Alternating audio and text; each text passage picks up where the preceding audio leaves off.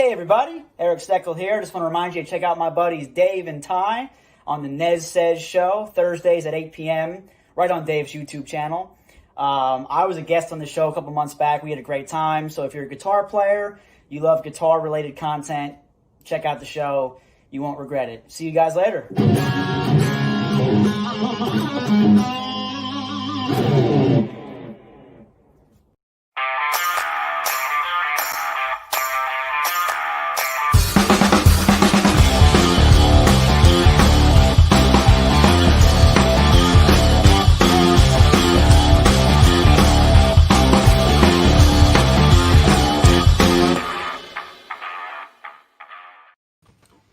And we're live. Today's Thursday, August 13th.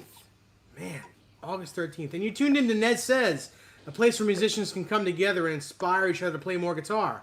Thanks for being here. We have a very special show tonight. My name's Dave Nesdahl, and my co-host here is Ty Price. Hey Ty, Dave. how you doing? I'm good, man. It's good to see you. Happy Thursday. And, you know, Dave, we've talked for so long about doing a show like this, and I'm so glad that this is now going to become part of our regular features where we invite people that watch us live every week from the chat to join us, and we get together and talk about all things guitar. And we have three gentlemen that are gracious with their time tonight that have agreed to share themselves and all their gear with us, and we couldn't be more excited to have Dwight Bailey and Bent Tom and the mighty Pete with us here tonight. We're so happy you gentlemen could be here. Thanks again. Yeah, thanks for having us on, man. Thank you, guys. Yeah, appreciate it. Love the show. Thank you. Let's say hello to some people in the chat real fast. Chris Beaven is here. Ty Price is here. Mike Neese is here. Janice Lala is here. Ben Tom is in the chat as well. Let's see. Revolutions, Thomas Santiago, Will Van Han Solo, Frank Corcoran, Ben Coombs. Thanks, Ben. Thanks for being here with us.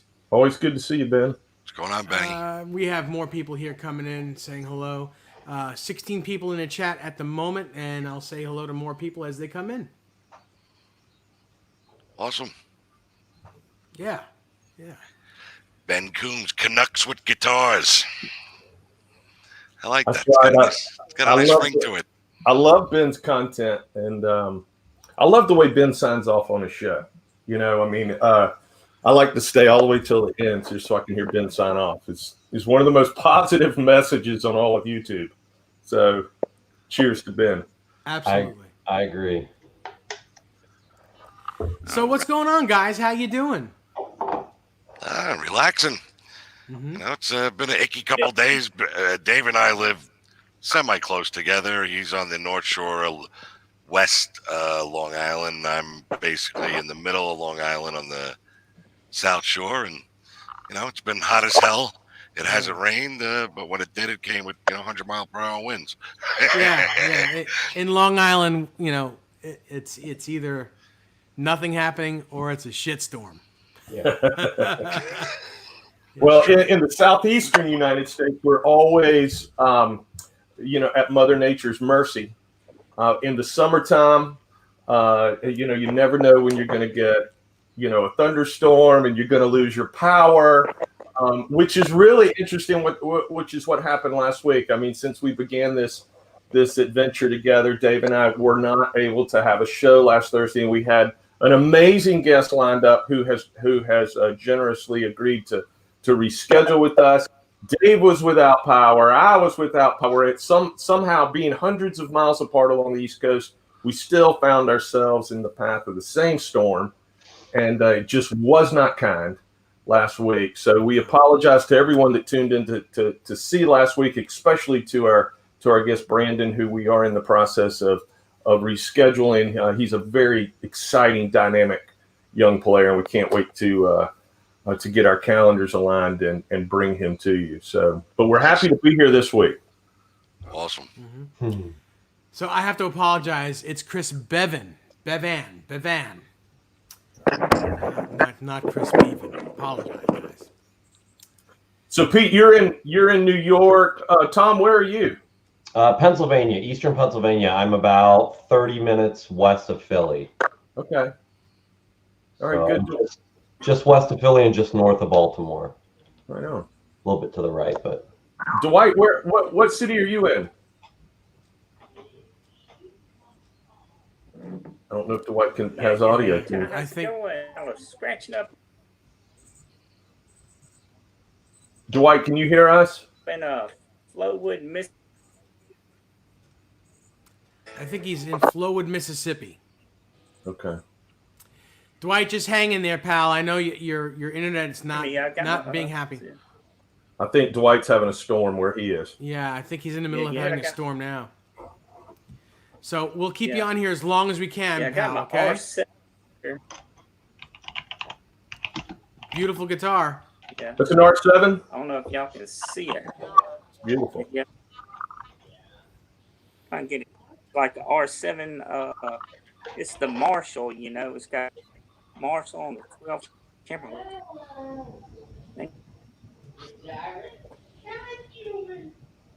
Yeah, 7. You know, and it's been aged by Tom Murphy there and stuff. Oh, nice. It's got the Marshall on the 12th fret. It's got the 50 years of loud right there. That's Nice. pretty. And it's pretty light nice. too, you know, for Les Paul, you know.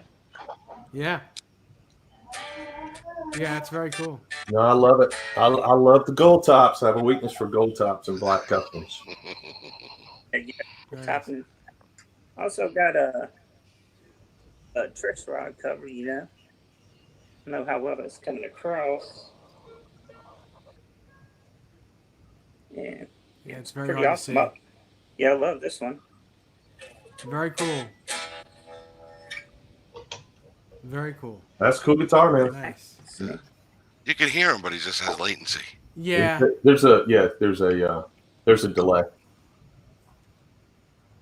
Yeah. Anyway. That's a beauty. That is a beauty. It certainly is. Mike Nee says Dwight is such a solid dude. Amazing. I agree. I love Dwight's videos. I love the videos he posts. Love it. Super Mega Cobra. What's that one called, Dwight? That's my favorite. Mega King Cobra, yeah. Here's the Silver Mega Surfer. King Cobra. This is the one I use to play. Yeah. Know how it comes across. Of course, I'm probably not best on the camera there. No, you're okay. That's cool. Or except for it's a Jackson Randy. Yeah. They say it's a Jackson. I It's a can't net. tell. Yeah, Jackson Randy Looks like Rhodes. custom. It's the, Yeah, that's a beaut. yeah, I had this the picture of the Silver Surfer thing on my wall, you know, and I sent it off to the Jackson Guitar Company, and you know, they built the guitar off of it there. Very cool. That's cool that you could. So that's a highly custom piece. Yeah, and you commissioned a piece. Yeah. Yeah. Very cool. Does he have another V behind him? Do I see like Sunburst next to that acoustic guitar? It looks like another B. I think so. Yeah, I do got one. Pete, you know he has the Randy Rhodes full stack too, right? Oh, does he? Yeah. Ask him about that. This is an Ace.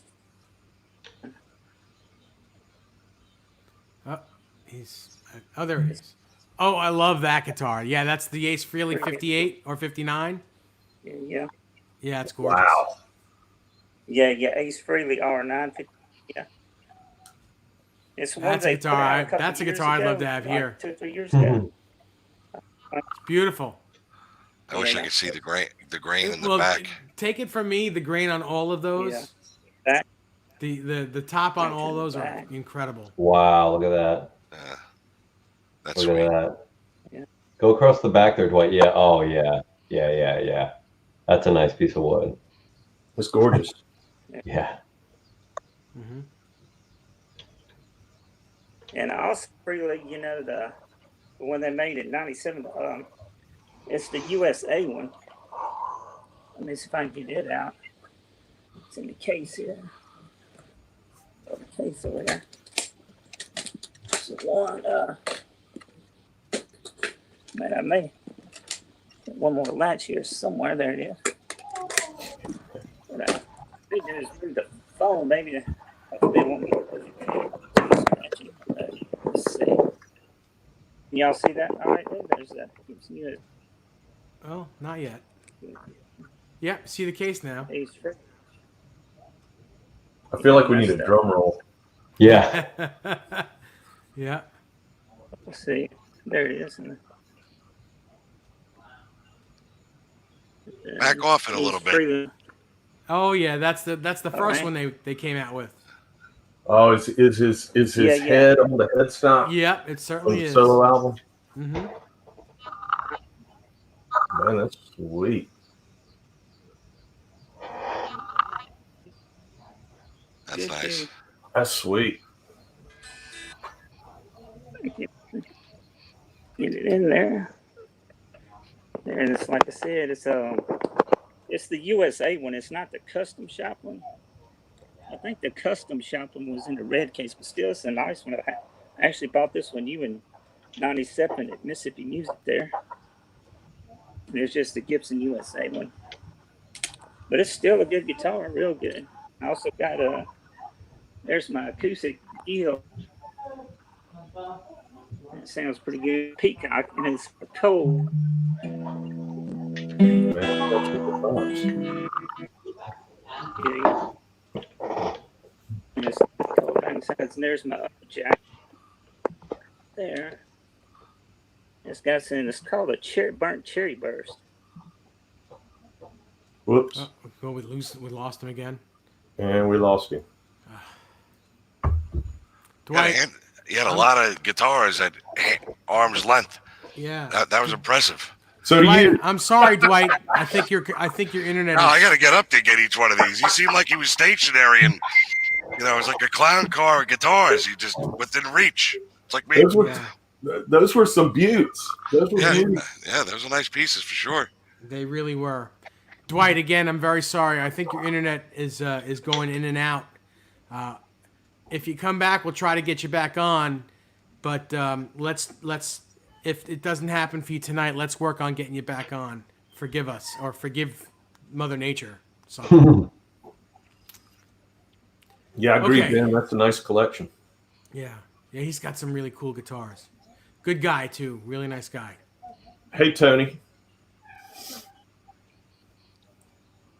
So, Pete, a little birdie put a little something in my ear and told me that you had experiences jamming with a certain prominent rock band from the, let's just say, 90s, maybe. And a little after that. Might have something to do with a car automotive part, 3 letters STP. Yeah, man. About that? I love that band, man. That, in my opinion, they're modern day. They're Led Zeppelin, dude. I love them. They album to album. Listen, I don't know why, but I just gravitate to bands with brothers. I'm a huge STP fan. I'm a huge Van Halen fan. I love friggin' Pantera. The reason why I picked up a guitar is Angus Young, obviously Malcolm. It just I feel like that synergy, that nothing beats it. You can't beat that. Just strange that I love all those bands, and there's siblings in them, But yeah, I did rock camp. It was 3 years ago, and it was out in LA. And was that a gift, Pete, or did you plan for that? I heard of rock camp. I mean, Sammy Hagar's done it. Michael Anthony, a bunch of different guys have done it, but and it's got a price tag to it, and they actually announced one that was it was STP and Alice in Chains. Wow. And I'm like, you know what? I'm like, those are two, like, I mean, that's what I'm in a 90s tribute. We specifically hit that genre. We indulge a place of Van Halen. I can't help that, but it was awesome. I got to play with the DeLeo brothers, which Dean, obviously the guitar player, and bass player STP, and Cantrell and Inez from Alice in Chains. Wow. So that's very cool. Yeah, we got to play. The whole concept of Rock Camp was just a blur. I mean, you know about your band the week before you go there. So we got an email with the 5 guys we were playing with, and that camp was insanely top heavy with singers because STP didn't have a singer. So everyone in their mind thought, I'm gonna go try out for STP. Wow. So they had an abundance of singers, and they put in. It was one of the biggest rock camps they ever had. There was 18 bands total, and out of the 18 bands, I think about half, maybe 10 of them had 2 lead singers because they were so top heavy on singers. So I happened to be in a band with 2 singers, and the band that had 2 singers got to play 2 tunes with both Alice and STP, because everyone's paying for their day in the sun. They're not going to have, you didn't have as many bands as you had singers. So Right. It was awesome. I got to play a couple songs with each of those guys, and then we got to play the Whiskey. We got to play Lucky Strike. It's Oh, cool. Yeah. right on. Nuno's always there playing, and that's a cool club. I actually like it's a bowling alley. I like the sound and everything, and the stage setup there better than the Whiskey, believe it or not. Oh wow. It was good. So Pete, how did they put you together with other musicians sight unseen? I mean, how did they place you? So we actually submitted a video so they can get an idea of your playing level. Okay. And they actually do a pretty forensic job. They'll take someone, not beginner, but good enough to be with like a senior guy to feed off of, and maybe learn from a band. Like case in point, he was great, but I had a blind drummer. Oh, cool. He had a person that would bring him to the kit. It was wild, and you got to be on the kit. He got adjusted, and he was off. He kicked ass. It was pretty cool. I had a guy from Sweden in my band. The blind drummer, he's from upstate New York. One of the singers is from Calgary, who I'm still friends with to this day. Actually, Dave. I have a pretty musical party at my house every summer, and Dave was here last year. My buddy from Canada was in, and we're upstairs in the pool. Everyone's downstairs jamming, and everyone getting blasted. It's a fun day. And what else? A guy from LA in my band, another guy from Chicago. So you start talking, you figure out what songs you want to do in an email, and literally you get there on the first day at 1:00 and you hit the ground running. You start learning tunes, and each band has accounts. So mine happened to be Vinny Appice. Oh, cool. Oh, So very he cool. would, Cool. it's he spends time and helps the band, put together material, and we didn't play the clubs with the STP and Alice guys. That was like at a separate studio, West Hollywood, where they did that. And then, but the bands, like band after band after band, played the Whiskey and Lucky Striker. We actually wrote it original. One of the singers had an idea. He had some lyrics, and we just wrote a quick song and played it. It was fun, but it was grueling. Day in, day out. It was just the adrenaline. It was insane. Oh, It was that's insane. But I mean, memories that unbelievable memories. It was fun. That's I'm a cool. one and done. The only thing that would make me do something like that again would be Angus Young. I would have to go out there and do that. And if maybe Alex and Getty from Rush did it, but they'll never do it. The guys that I would want to do it will never do it. Right. So AC/DC was your gateway to guitar? That was my gateway. Yep. The For Those About to Rock album. So I'm 47. So for Youngster. those about, yeah, I'm a youngin'. Mm-hmm. But yeah, AC/DC. I have an older sister that loved AC/DC, and never forget, grab the album, put it on the record player, drop that needle, and sold. I mean, that was my first introduction into real tone. Like, if you ever give that album, Dave and I were talking about this, for those about to rock, side one, pound for pound, is the most insane thing I've ever heard. That it like just wall of just insanity. The tone, it was just in the plexi horse. You know what I mean? Yeah. So, Well, you know, that record is amazing, but you can't dispute that Back in Black, that whole record from front to back, that's probably the best record on the planet. without a doubt. It's so funny because you would think, I mean, similar to, you know, Van Halen hit the charts with Sam, you know what I'm saying?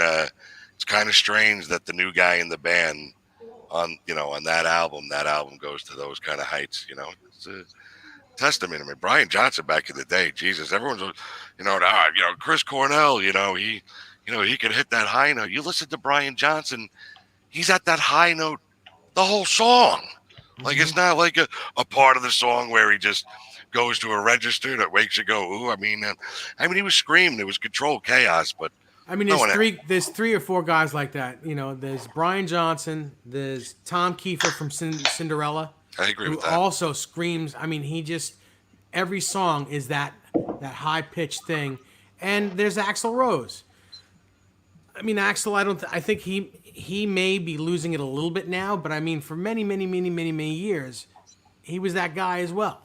You know, he was definitely the right choice to replace Brian Johnson for that little bit of time. And I saw that show at the Garden. It was to hear him play like riff raff and stuff that Brian never would attempt. Live. They broke out some gems, and it was take Axl out of it. It was almost like a dream AC/DC set. It was a good time, and Axl held his own. There was nothing. No question. I saw him with Axl too. I saw him in Greensboro, and I thought it was amazing because I'm a huge Bon Scott era. I love the Bon Scott era, and they pulled out, like you said, they pulled out a lot of older Bon songs that you wouldn't normally hear. It was fantastic. And it was blood too. There was nothing wrong with Stevie Young.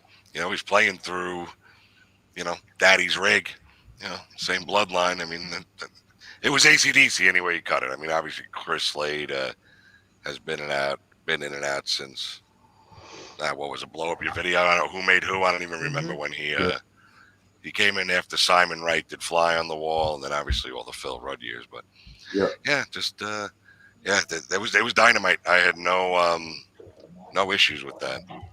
But Rock Camp, that was awesome.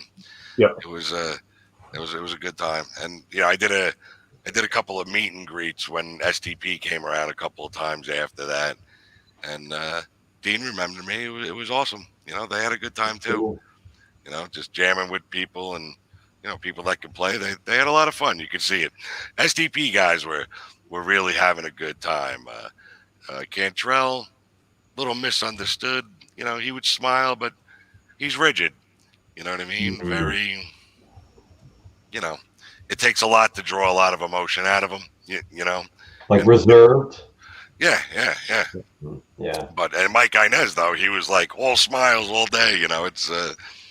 But yeah, it was an experience, man. Just to be able to jam with those guys was worth it. I mean, that's so cool. That's it. But Tony, I'm in South Carolina, but go to North Carolina often for shows. Are you Ty east or west or in the? I have a friend that lives like almost in. She lives in. I want to say she's almost in Georgia. She lives like very far. I think her son actually goes to like school in Georgia. She lives right on the border, like. So she's in Aiken or Edgefield or somewhere down there, yeah. Yeah. So I'm in central South Carolina. So I'm in the capital city. And then I have a friend that lives on the northern border in North Carolina. Do you know where Tryon is? It's about 45 minutes from Asheville. Yeah, certainly. She lives right up in the mountains. Another friend of mine lives there. Very nice. My dad lives in Arden, right next to Asheville. Very nice. That whole area from where you are up and down those mountains, because I used to go visit my friend down there, and those mountains driving through, that's like, and I'm not even a really religious person, but I will agree, like, people say that's God's country. That's amazing. I just feel peace. It's beautiful. Pretty. Yeah. No question. Gorgeous. Tom, who was your gateway band to guitar? Take a guess. Oh, don't say Kiss. Have we ever another guy with Kiss? No, Dave probably knows. Take a guess, Dave. Van Halen? Yeah, it was Van Halen. What's your record? What's your Van Halen record? So I was born in 76. I'm 43. So it was hearing it. Oh, I'm not the baby. He's the baby. It was hearing it on my best friend who I've known for 39 years. We met when we were 4 years old. And his family's like family to me. Like, you know, I call his mom and dad. But his dad had Van Halen 1 on vinyl. And I remember it was would have been about 81. We were 5 years old. We took his vinyl out, got it out, put it on there, and he came home. What the hell are you doing? We just wanted to hear it. And he's like, all right, well, sit down. You're going to properly listen to it. The first thing, he didn't start the album out at the beginning. He put it right to Eruption. And he said, yeah, right. And he said, oh, yeah, buckle up, boys. And we went, and that was it. I was done. I didn't start playing until I was 12, but that was it for me. I mean, that was it, hearing that, man. I was like, on vinyl, and his dad had like a nice, you know, old school, like a tube, like a Macintosh stereo with like big speakers, and wow. That's insane. You know, I didn't even have any feelings at 5 years old, but if I did, they would have rattled out, you know. It was like, but yeah, so I was always into that. You know, so I started playing about 12 years old, and I just would stay. I didn't really date many girls in high school till I was probably 18 or 19, because I would just stay home every day. I'd get home at 4 o'clock, and I usually play guitar till midnight or 2 or 3 in the morning, whenever my dad will come in and say, shut it off, you got to go to bed. And then I get up at 6, go to school, come home, and just do it again. Like every day, that's all I wanted to do. That's so that was it for me. Awesome. That's great. So Tom, are you playing? Well, nobody's playing out right now, but I mean, are you in a band? Are you still playing? I'm not now. So what I did was, I was really into music, but I didn't know what I wanted to do. I was never really into math or science, but it came easy to me. So I was able to get, although I wasn't as good as some of the people I went to school with, I was able to get into music school because I went into a music engineering program where I did half music school classes, and then I did electrical engineering. So I took acoustics, physics, thermodynamics, electronics, circuit theory, all that stuff. And then I worked in a recording studio for about 4 or 5 years when I got out of school. And then I got married and had kids and never worked in the industry again. You know, I was self-taught. I worked in IT for 20 years, just taking like certification exams and teach myself how to book. And I used to manage like an IT department, and then that got shipped to India. And so now I work with special needs kids. So I work in elementary school. I'm kind of like a permanent substitute, if you will. So I float around, I fill in for all the other teachers. But I have a son that's autistic, so that's why they hired me, because it was kind of like being a native speaker and being hired to speak that language. Like, I can spot a child that has autism and have a kind of a feel for what to do pretty much right away. You know, because I've been with my son for 16 years. So that's why, you know, I kind of went that route. But getting back to the music stuff, I worked in a studio for a while. I played a lot in school, played out a lot. I played in a lot of, I studied jazz, so I was playing in a lot of like, you know, show tune bands, and like, you know, like they have different groups within the school and trios and quintets and different stuff. But when I got out, I got married pretty young and started having kids. You know, by the time I was, I guess, like in my late 20s. And I'm divorced, but my wife at the time, my ex-wife's a corporate attorney. So I was working IT from home remotely and watching the kids, and she was, you know, working in the corporate world.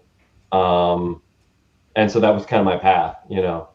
Mm-hmm. So my path changed because of my children. So I guess it's more of a hobby thing for me now, but I just have that passion still to always learn stuff. I remember we had one of my classmates was RJ Raquilio, and we had a Saturday morning class with a guy, I don't know if you know, there's a guy named Matt Benelli. He's a bassist in Florida, but he used to tour with the Bee Gees. He was their touring bassist all the time. So he would be our Saturday morning teacher. We had a Saturday 10 a.m. class. Now, being 19, 20, 21 years old, you don't want to be up on a Saturday morning at 10 a.m. taking a class. But it was the only class I never missed because it was a sight reading class, and I was a atrocious sight reader. And this guy's like, I don't care, I'm going to get you sight reading. And by the end of it, like, he had us sight reading, like, you know, not well, but, you know, fudging through and sight reading stuff like, you know, Charlie Parker heads. And then he would come in the next week and say, well, you don't have to sight read this, but, you know, I want you to play the head for confirmation next week or something else, you know. So I had a lot of good experiences, but never did a lot with that. But it was cool. I learned a lot. I mean, I took everything. I took sight singing. I took jazz piano from the same guy that taught Jocko and Pat Metheny to play piano. I don't know if he still teaches down in Miami, but at the school there, I went to University of Miami. But it was a cool experience, very cool experience. I wouldn't have gone if I didn't get a scholarship because it was way too expensive. I think when I went in the 90s, it was like $27,000 a year, and oh shit, I wasn't going to be able to afford that. But I got a scholarship because of my academics and because of a couple other things that I was involved with. I was in Eagle Scout and a couple other things. So they gave me the money. So I said, sure, I'll go down to Florida. That's a heavyweight jazz program. Yeah, it's very heavy. I mean, that's a heavyweight. I got my ass kicked. Real quick, we have a couple more people in the chat to say hello to. Paul Fuchs is here. It says he's originally from Leonard Skinner's hometown, right there. Oh, cool. Hugh Caldwell is here. Fruitcake Tony's here. Matthew Stewart is here. Dwight Bailey, again, I'm sorry that you're not able to come on tonight. We will work on it with you. We'll get you on the next one of these shows where we have people from the chat on. But thanks for joining us in the chat. Dwight Bailey, everybody. Can I answer a question? Ben had a question here. Sure, yeah. Absolutely. So if you guys know, this is a long-standing joke between RJ and I. Ben asked, he said, who fell in love with teal, as in the color teal, or, you know, whatever I think teal looks like, because my colors are all off, but, you know, greenish, whatever, seafoam. He asked who fell in love with that color first, me or RJ. And I'm not going to make a assumption that I did before RJ, but let's just say that my desk is teal, my computer is teal, I have 2 4x12 cabinets, I have a full stack that's teal, and I have 3 guitars that are teal. That's a commitment. So, and RJ does have the Novo that was, you know, custom made and just really cool looking. That's, you know, got the teal color. But I think mine might have been first. Here, this was as close as I could get, but those are 2 other pairs of my shoes. Oh, yeah. It's very funny. And they both kind of look teal. Yeah. Crazy Cook is here, and he asks what guitar I'm holding. I'm holding my Koa Charvel. I had to look at the headstock to say Charvel. It's got vintage 70s DiMarzios in it. The bridge pickup is a super distortion, and the neck pickup is a PAF. So cool. Thank you. We also have Terry Himes in here. Let's see. Brian Spalding is here. Welcome, everybody. Welcome. Hey guys, what's up, Brian? And we're gonna try to. Yep. Sorry, Dave. Go ahead. That's okay. We're gonna try to get everyone that watches the show in here to talk to us at some point. We'll pick new people, maybe once a month or once every other month, where we'll have an audience appreciation show. So don't think we're just cherry picking. We're gonna go with a lot of people. You know, everyone that watches us at one point or another will be in this show. Yeah, and it'll be Papa Blue. How you doing? Ty, and isn't it true that you started like with Pete? You started at the top of the barrel, and then you picked someone like me from the bottom of the barrel. Wow! Stop. Well, I think Tom, I haven't heard you play yet, but I know that you're very knowledgeable and you have some great guitars, and I heard you noodling, so I know you're a great player. Pete, I know we've hung out together many times, and Pete's playing. He's top notch. He's top shelf. Pete's and this show is all about everyone from top shelf to beginner, and you know we're here just to help everyone want to play guitar. That's all it is. You know, the jazz program at Miami, you can't see. There's no chance of sandbagging anything. Yeah, yeah. absolutely. Well, the thing that I'm embarrassed about is my rock chops are not that good now. So that's what I've been working on. So Dave, actually, you're a big inspiration for me because I don't know if you can see this, but about a year and a half ago, that scar in the middle of my hand. Oh yeah. I had a 150-pound dog attack me out of the blue, and it turned out I love dogs, so I don't want this to go the wrong way because I love animals more than people probably, but it was an abused dog. I still don't blame the dog, and unfortunately the dog was put down. It was the owner's fault that chained it outside all day. And long story short, my hand literally was torn in half. So I had a really good hand surgeon, but for the past year and a half, my pick strength, if I go like this, it'll like that. I can't even watch. I mean, I can't even resist it and hold it in because I had 3 tendons that were completely severed and then 2 nerves that started here, and I pain the whole way down. So I've been trying to relearn to finger pick, to hold a pick and all that. And it's humbling. It's very humbling because you realize how much you use that picking hand. Yeah, well, I know that firsthand, and I'll tell you, I went to a infectious disease for this today. Okay. And I'll tell you guys this. You know, I don't really like talking about my problems, but my finger's infected, and he told me to go see a hand surgeon, and I'm probably going to have to get at least part of my thumb taken off. You know, I might have to get a partial. Dessert daddy.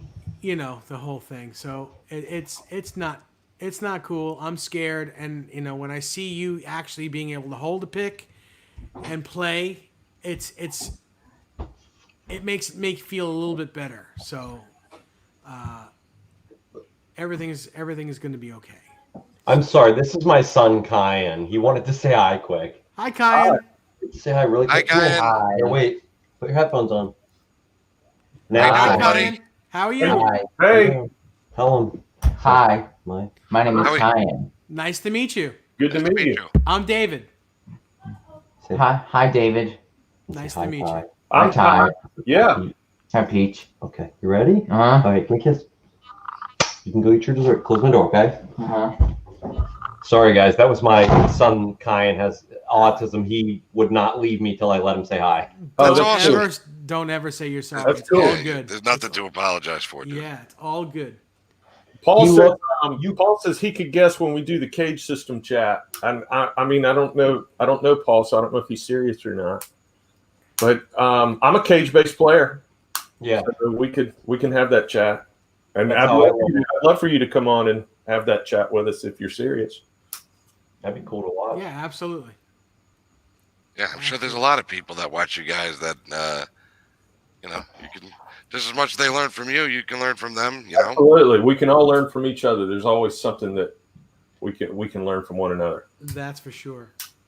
So, Ty, where do you want to go with this? You want to start taking a look at some of these instruments that these people have? Well, Tom's holding a guitar, and I'm pretty curious about that. Yeah, look at that. Yeah. So this is 1996 Wolfgang Axis. Let's see if I can get the. Oh, my lights are all blinging all over the place. No, Can't see it. it's coming through good. It's okay. All right. It has the typical, like in the middle here, you can see a lot more of it, the fade.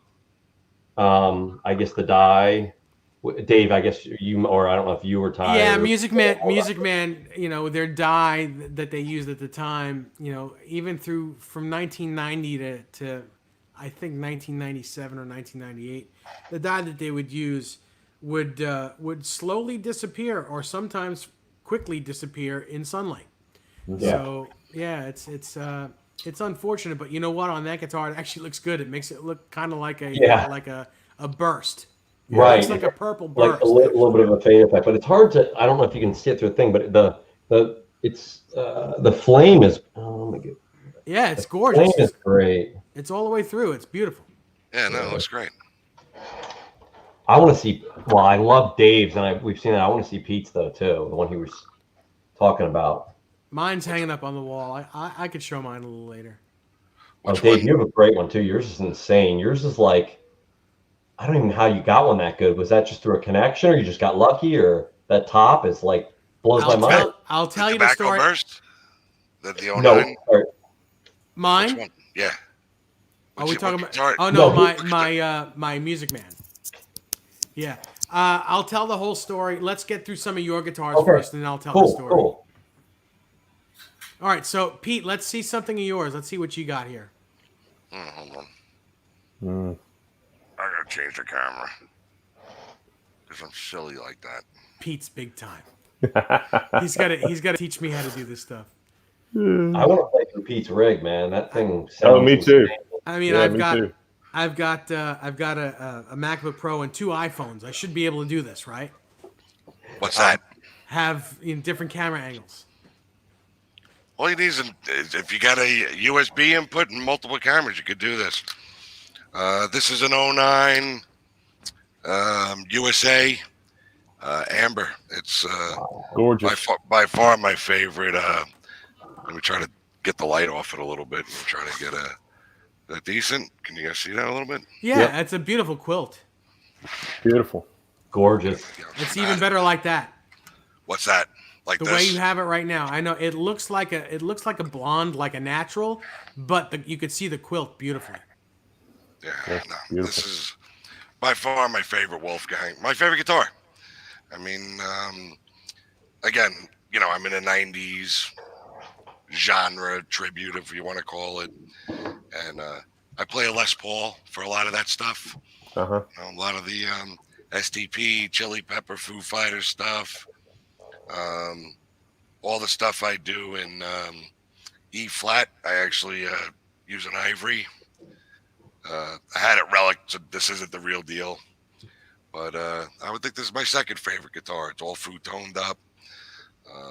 Really sweet. It's got the big block. Looks like a doorstop, but that guitar is FU Tone approved, Adam Reaver. Yeah. And so is this show, by the way. And the titanium nut on it. This I like the stuff in E flat. I really food-tone up because you lose a little something, in my opinion, when you go to E flat. So when I put a lot of those upgrades in, you don't really feel there's a drop off, and I don't even have to touch my amp. So it's helpful. I don't go too crazy on these because they, it's standard. They don't need much. This has nothing on it.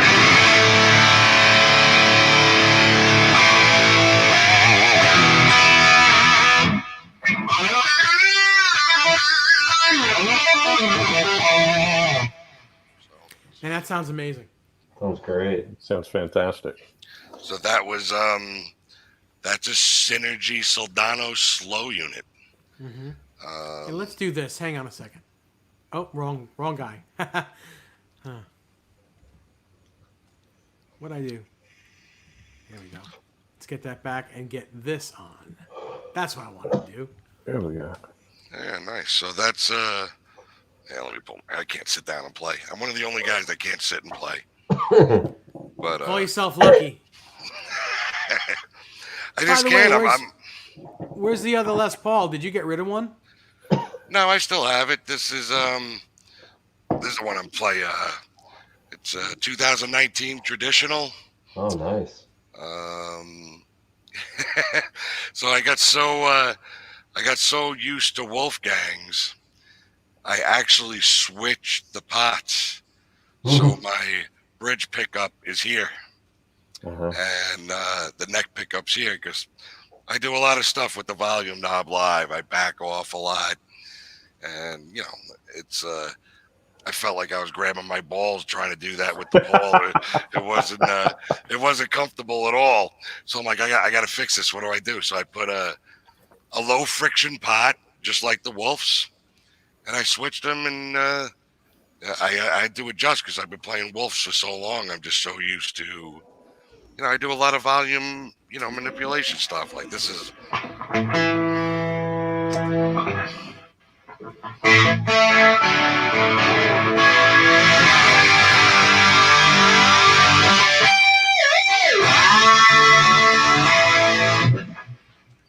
That's slow. This is I play through 50.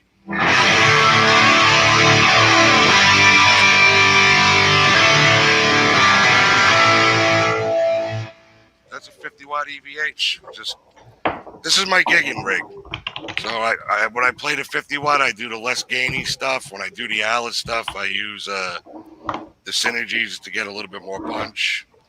You know, nothing crazy in my board, just Alice wah. And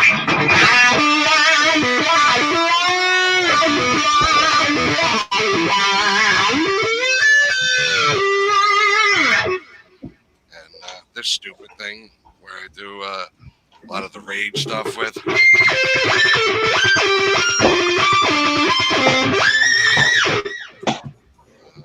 What else? Flange, phase, and delay. That's I use the PS6 Harmonist. I think that's probably the nicest sounding.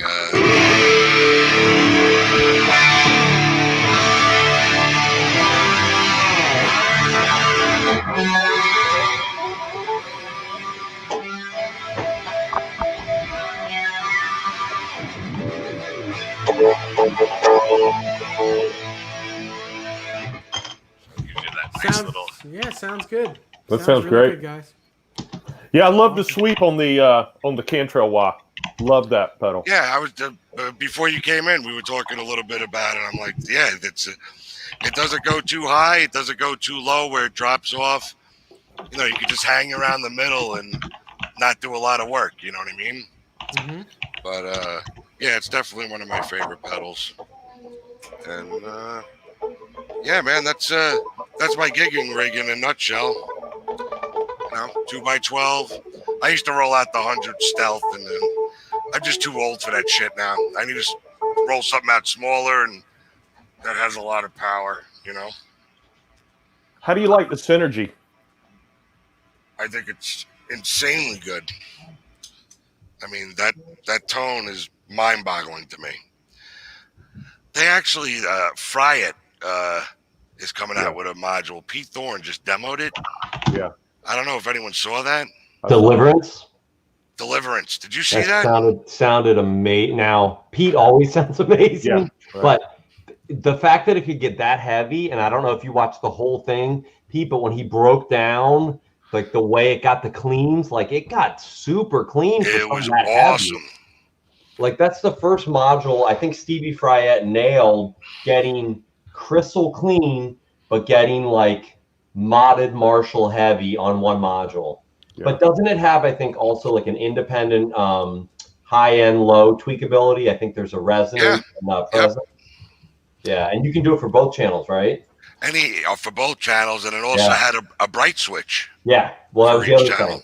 Yeah, but I know the high and the low, or sorry, the brain fart. Sorry, the presence and the resonance controls were not based off of like cutting or boosting a traditional Baxendall EQ circuit. It's a brand new thing that Fryette was using. They said it's a proprietary circuit. That's why it sounds so much different. Yeah, it was. It's killer though. I mean, I don't care what they put in it. They put French fries in it. It sounded good. It sounds good. If it sounds good, it's good, right? Exactly. Yeah, I mean, listen, the technology is really good. I mean, obviously, Vi is all on board with it, right? I mean, he's been rocking Synergy real hard. I mean, obviously, he has his own module. A friend of mine who Dave knows as well, our friend Pete, he's like, I'm done lugging around heads, and I can't move my camera, but I have what's like the single housing. It only fits one cartridge. Sure. But they sell the rack mountable one that has you could put two modules in it. And they also have the heads too. You could buy 50, you could buy 100. Tube head that a module goes into. I think it takes two as well. But you do a couple of modules, a power amp. It's incredible. I was looking into that, Pete. That's why I had asked you before we came on the air. I was asking you real quick about it because I have I have a 71 Marshall 100-watt head, and my neighbors are cool, but with my son, I can't play that thing, straight balls out a lot. But I got one of the Fryette, the PS100s. It's it loads it down and then reamps it, but it's K288s. So I was asking on one of the live streams, I think it was on like a Tone Talk live stream, I asked Dave Friedman himself, I said, so I want to know your actual opinion. I said, what do you think running this into that with the KT88s? He said, it'll sound like whatever preamp you choose going into a KT88 power amp. He was like, try it out. So I've been, chomping at the bit to try one. Yeah, nowhere around here right now for me to try it, but eventually I'd like to. I mean, it's yeah. I mean, fortunately, I can play pretty balls to the wall in my house. Yeah. It's nice. I mean, I don't kill myself anymore. I mean, literally now that I'm, doing the whole interface thing, mic and stuff, and when I practice, I mean, these COVID times, I mean, I don't get together with my guys that much. There's no gigs coming up. Right. So just to stay loose on the stuff that we do, I actually found, about 98% backing tracks to our material. Oh, so cool. I just load them into, my iPod and I jam out there, put the cans on, and it's nice. It's just I'm not killing myself anymore, and it's nice to have the backing track, and I can play the way I want to do it, and I'm not playing over a guitar, and it's helpful. Mm-hmm. It's no mistakes, helps with timing, everything. So when I get together with the guys, it's awesome. It's a nice little. The backing tracks are a cool tool in my opinion. Yeah, I use them the same way. I mean, the exact same way. And I built a little small digital interface, cool. Here at home. And I'm actually when I'm doing that, I'm actually using a Kemper. Oh, cool. Okay. At home, doing that. I prefer real amps in a live context or in a rehearsal situation, but at home, you're trying to stay fresh on all the material I'm not out playing. Mm-hmm. I use backing tracks the exact same way. Yeah. That's a good deal. Now, real quick, want to say hello to Linny Lou. She's here. She says, happy to be here. Great show. Thank you very much, Linny. Say hello to Mary. Hey, Mary. How you doing? Blackjack Guitar Nut is here. Mike himself is here. Mike, if you can, at some point, reach out to me on Facebook or somehow, however you need to reach out to me. I want to talk to you. And that's it at the moment. I haven't seen anyone else. Hey, Amanda. Hi, Amanda. How you doing? Paul Fuchs is here, of course. Crazy Cook is here. Hey, Amanda. Guys, if you guys could do me one quick favor, not to noodle on the guitars when people are talking. Because I'm sorry. No, it's okay. But it comes through and kind of jacks with the people. No, you're 100% right. Bad habit. Yeah, that's okay. Charlie S is here. Ed Dana is here. And Charlie S is here. Hello, everybody. Welcome to the show.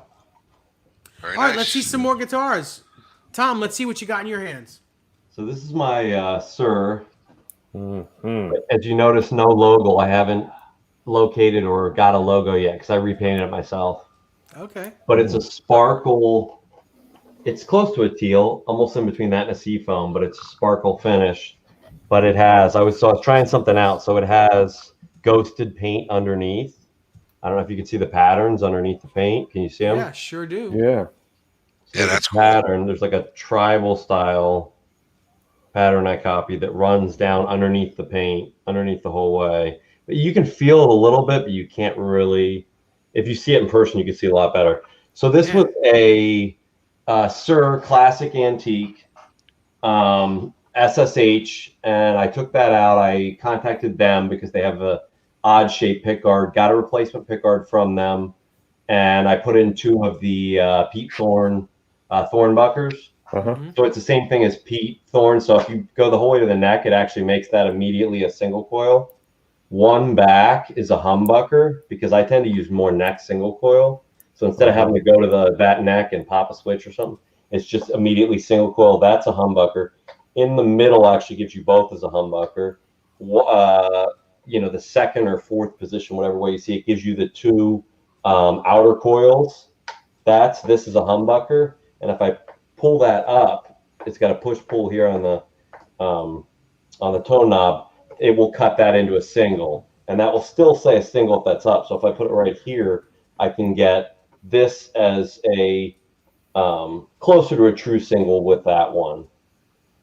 So it's got a lot of options within that. And then I didn't put it on yet, but I have the locking saddles that Wilkinson makes, the 510. So I'm waiting to put those on. I haven't gotten around to that yet, but that's what that is.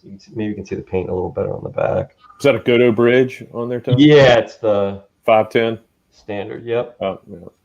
Yeah. That's beautiful, man. But I'll tell you what, the sparker that's the hardest part. I mean, I've been, amateurishly painting guitars for 10 or 12 years, but and I use the nitro only because it's easier if you're not good at painting, because it just melts into each other. But I did the last couple coats. I think I did 5 or 6 coats of just clear lacquer with sparkles in it to get that thing, and it doesn't pick up. I wish I could show you in person. It really is like. Actually, I can see the sparkle. It's Oh, you beautiful. can see it? Yeah, it's a beautiful looking guitar. Yeah, and I just want to say hello to Jay Hannon, my buddy Jay. Hey, Jay. Jay. What's going on, He's Jay? here with us. He says he hopes his next guitar is a Sir. I hope your next guitar is a Sir also, Jay. I do too. I do too, especially the way you want it. And it should be a 7-string. A 7-string Sir, I was going to say. Yep, 100%. So, and then, like I said, the headstock, I just did the same thing. I went over that. Now, I did leave. You can see if you look really close. I left the original logo under. So if I ever wanted to take it off, I can melt that paint off and it'll still be there. But I want to get, even if it's not an official one, an actual one, and put it back on. I just haven't. The good thing about that is now you have a diagram of where to put that logo if you want to get one. You can put it right in the exact spot. Exactly. Yeah. That's Awesome. That's awesome. Thanks, Jay. Great guitar. Tom, what kind of pickups are in that? Thornbuckers. So they're like, I want to say 7, 8, or somewhere between 7, 8, and 8K. And this, I want to say, is like between 8.4 and 8, something around 8.5. Okay. So like a PAF style kind of. So it had like the SSH and the SSH. Yeah. So it did. So it had the I think were they V60 or were they MLs? I forget which one. But 2 of the Stir singles, and then it was their HSH Plus, I think it's called. Okay. It's a little higher output. It was too much for me. I think I want to say it was between 10 and 12. I'm more of like a 7 to 8.5, 9K guy, depending on, the guitar. Yeah. I don't know. I just like them a little lower. I like the lower output pickups too myself. I like lower output pickups and you hear the tone of the wood. Mm-hmm. That's nice. All right, Pete, you. what do you got next? What do you got next to show us? I'm top heavy on Wolfgang, that's for sure. But you know what? Let me show this. I'm gonna put the other camera on really quick, if you don't mind.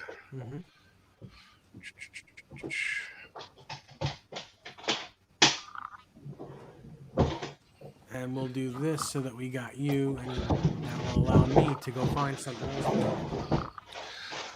So this was made by our good friend Craig Stofko, and we call it the Demon 5150. Wow. So he did a insane job on this. It's got what does he call it? It's a matte finish. He called it chalk. It's a chalk finish. I believe there's a German Floyd on here. I got this neck, Musicraft, nice roast. Look at the roast on this. I don't know if you can see it, but the color of this neck is insane. That's beautiful. The grain. One nice thing, the wood was so nice, and he did such a good job on this. We painted like the regular 5150, but we didn't go. We left the headstock wood. We just did the face of it. So, really gave it a nice classy look. I can't tell if I'm in it right, but yeah, it's just beautiful. This thing sounds great. I got a JB pickup in it. Big block FU tone, insert locks. What else do I have on here? That's fu toned up. The springs, the claw. This is a beauty. He actually, it was funny. He actually matte finished the volume knob too. Oh, cool. I mean, it's a brilliant piece of work. You know, the guy, he makes really nice guitars. You know, he just doesn't do 5150s. He's a guy that just started building guitars out of nowhere, and you know, he's not afraid to experiment, and he does a good job. That's definitely one of my favorite. You know, I only have a couple of custom builds. That's one of them. I have a regular 5150. This is a notable. I like this guitar too. It's a natural Wolf. Oh, cool.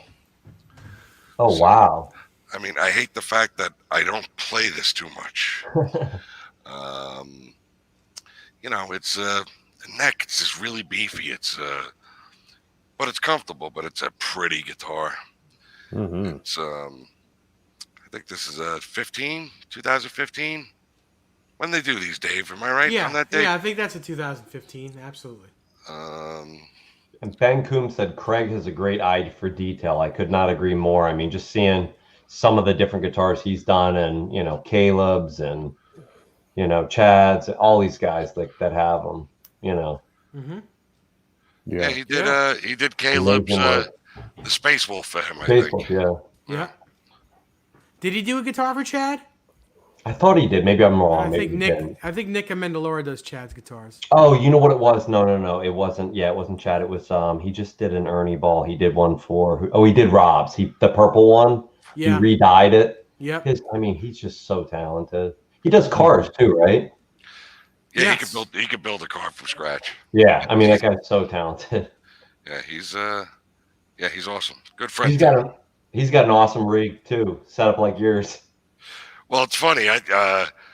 Well, the first guy I saw online with the wet, dry, wet was Chris Hubbard. Okay. Yeah. Yep. And Chris built.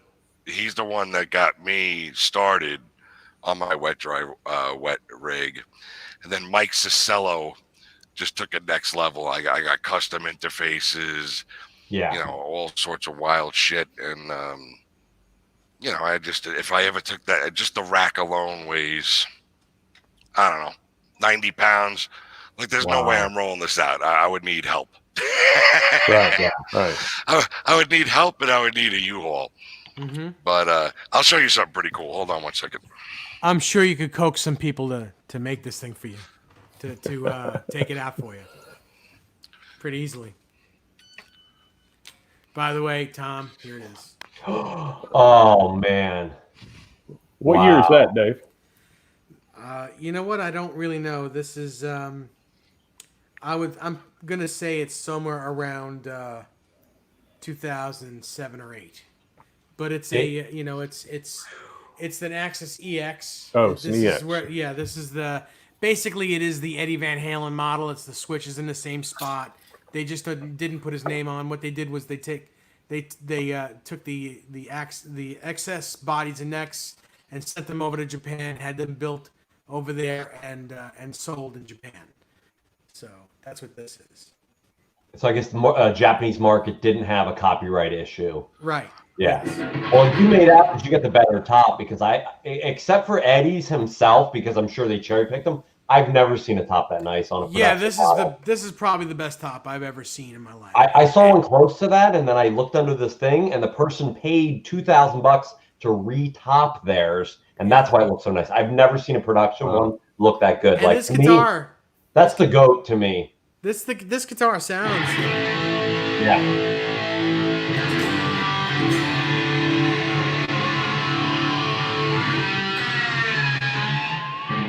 It's just, you know.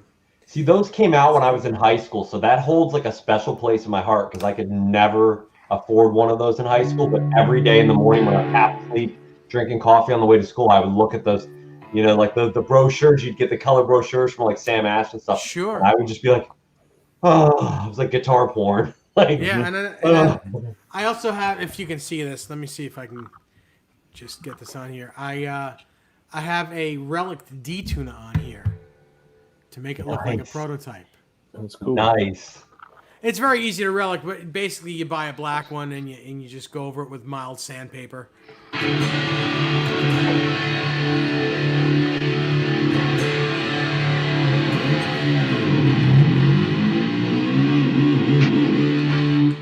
What are you playing through right now, Dave? That's the Yamaha THR 10X. Sounds good. Ah, a Stofko patch. Yeah. That's that patch right there. That sounds great. Yeah, sounds good. Yeah, that THR is ridiculous. Yeah, it's cool if you want that type of sound. But the thing it doesn't do, although it really sounds good, and it's a great practice rig.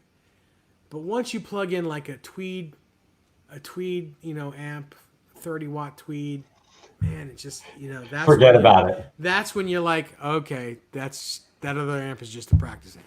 Just a 5E3. That's all you need. Yeah. What do you want for 10 watts? Well, no. Like I said, this sounds great. If you want, it's got a great Van Halen sound. It fools everybody. It's, it feels great when you're practicing. But then, like when you plug into a real amp, you're like, oh, okay. I'm just, not that I'm saying anything's bad with it. It's great. Yeah. Yeah, no, the THR, I love it. Just for jamming outside, if it's not too crazy day, I bring it out on the deck and I just sit there. Well, it's got an auxiliary input, I guess, so I can run the damn backing track right through the THR. And it's like, I can fool them all in Penn Station. Put a hat down on the ground and see if I can make some money. All right. So what is that? Is that the 5150 or is that the that's Islander guitar? The Islander guitar. So I'm a huge hockey fan, and Dion Edge actually did this guitar. Buddy Jesus, Dion. Dave. How long ago? It's got to be the better of 6-7 years. Yeah. So I'm like, hey, listen, I want something that blends my two favorite worlds together, hockey and V8. So that's the Islander 5150. That's cool. So cool. the orange, blue, and white. Check out the volume knob. He made it look like a puck. Nice. Right? You've been watching all these games, Petey? Oh, yeah, I am. I'm You and me both, brother, all day long. So, you're a Philly fan? Oh, dude, here's the thing. I was born in Camden, New Jersey, and grew up in and around Philly, but my dad's family's all from Pittsburgh, so it's like a pull in my family. I'm a Flyers fan. The rest of my family are Penguins fans. All right, well, they're unhappy right now, and you're very happy. Exactly. Go ahead. I digress. I'm sorry. Go ahead. No. We could talk hockey all day. My favorite part is matching the Kramer font. And man, that's cool. So that is next level. Every place where the 5150 had a star, we put an Islander sticker there. We put a little Islander sticker in the horn. Nice. Cool. I think I got a JB in this thing. It was a deep route in the body, so I actually have one of Adam's PMS systems in it. And where it just rises it up, it'll be hard to tell, but it just gets it to the right length. Just increase the tone. I think I got a nice block on it. It's the neck plate just says custom built for Pete Carrucciu by Dion Edge. Nice. Oh, son of a bitch! There it is. It was 7. My eyes are killing me. 7/14/16. This thing was finished. 2016. That's nice. That's gorgeous. Oh yeah, that is awesome. Love it. I love the personality behind it. Yeah, it's awesome. I've been trying to, so the Islanders are building a new arena.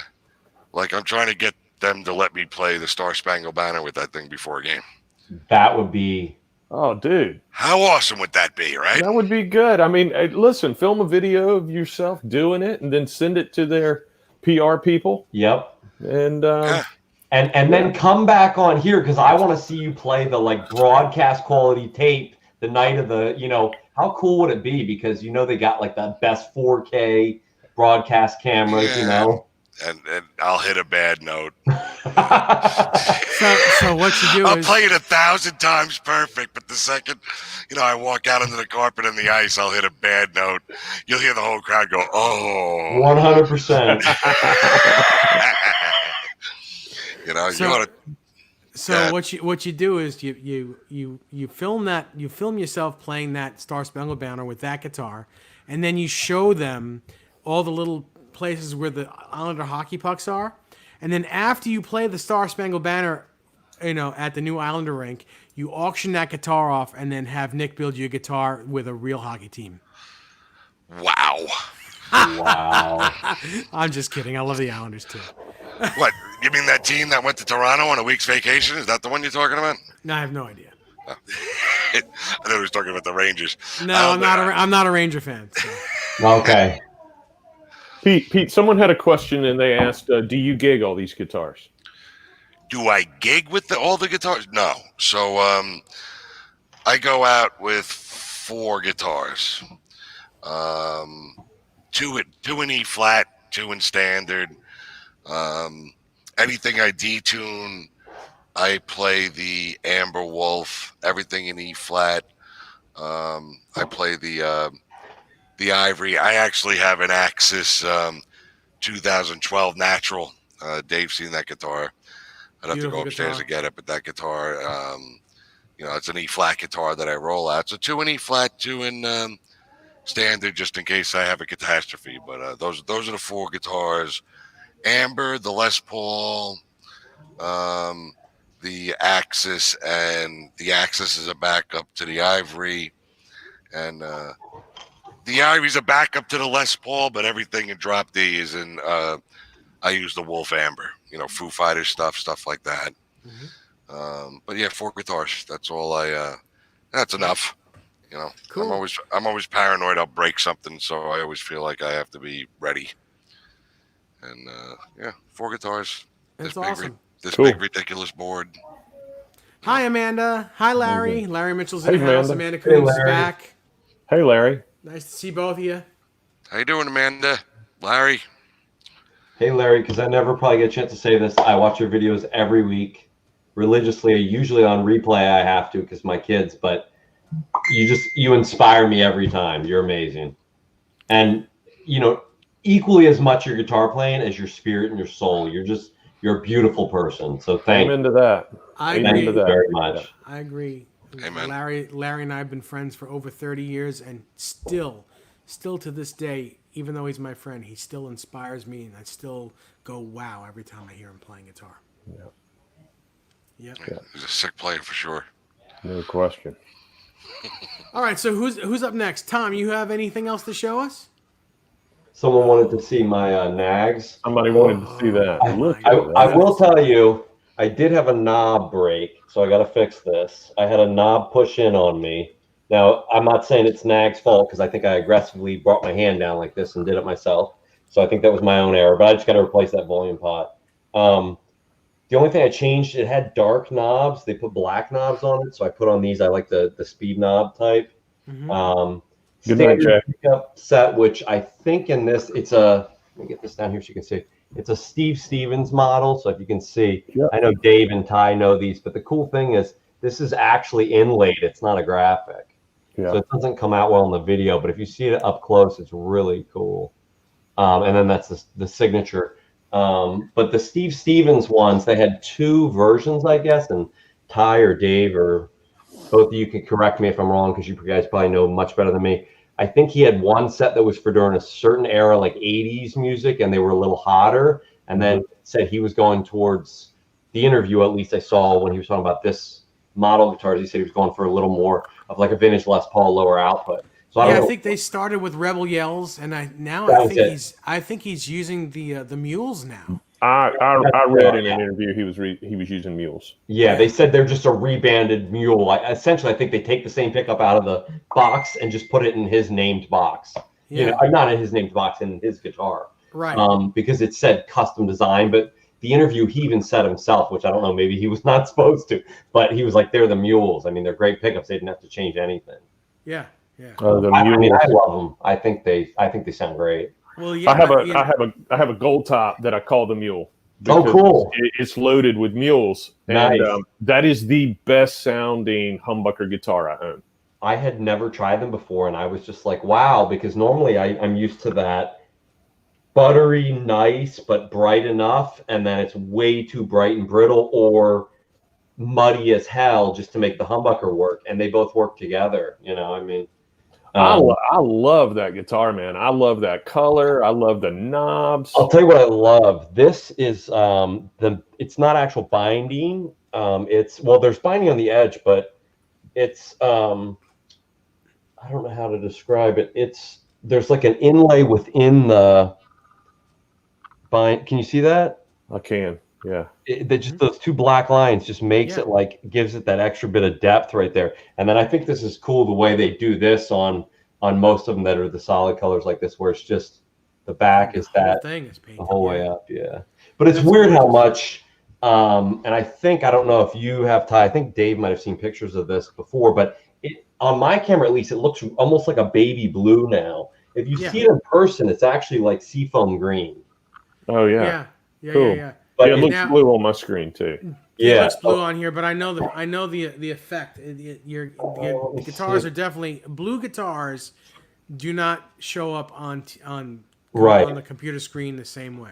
Yeah, I don't have anything here to match it to show the difference. But you're right; it's not picking up that color. And I thought at first it was my color blindness, and my son was like, "No, it looks baby blue." But if you see it here, if you can imagine just what you're seeing, all the other colors are the same, but it's like a 60s kind of seafoam. God, it's gorgeous, man. Yeah, that's beautiful. Now, did you just pick that up recently?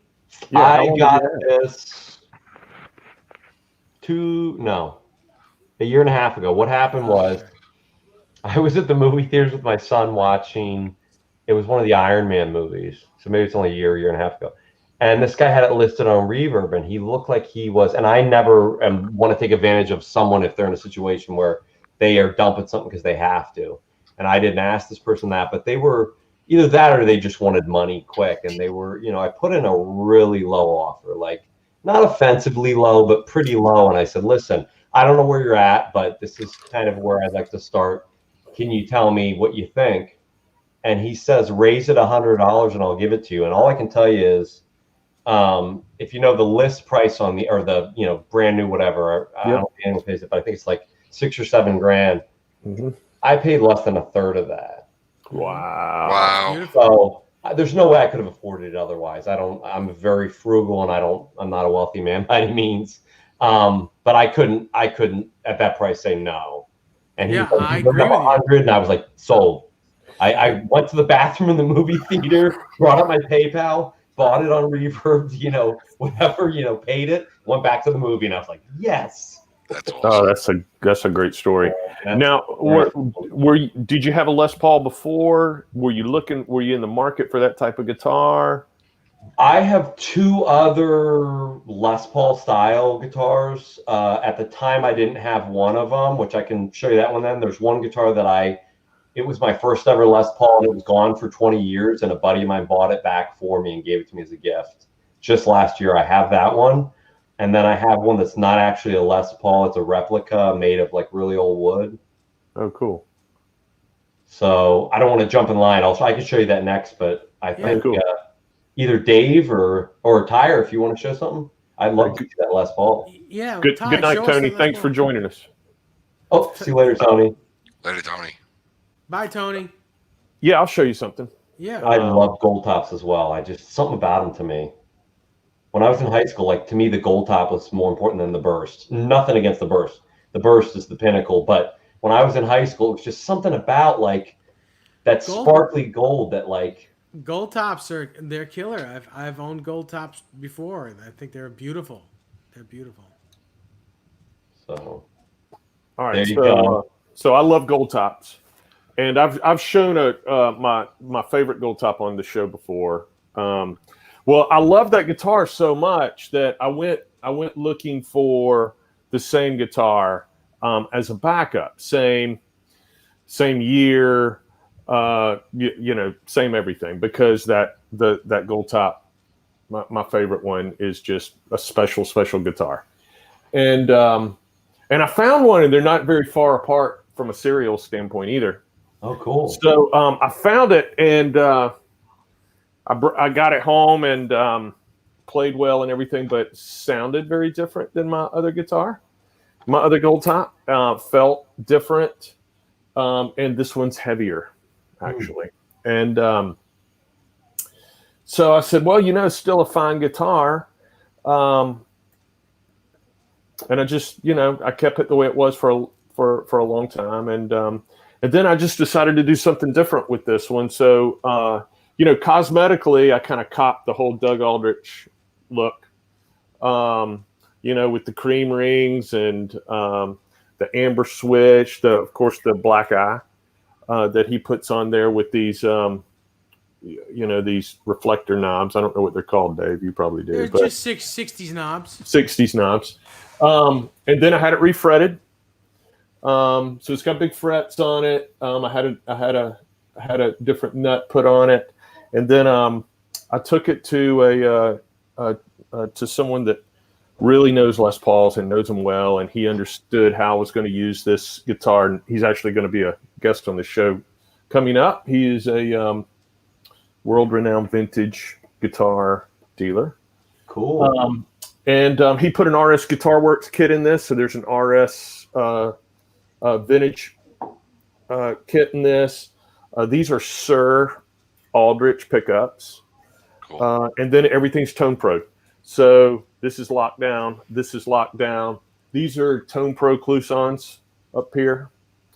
And this is just it's a good guitar. It's a rock and roll beast of a guitar. It's heavy. So I got to sling this one a little lower than I like. But it's in great shape, and it sounds cool, man. It's a Les Paul. It does what it's supposed to do. It's wicked.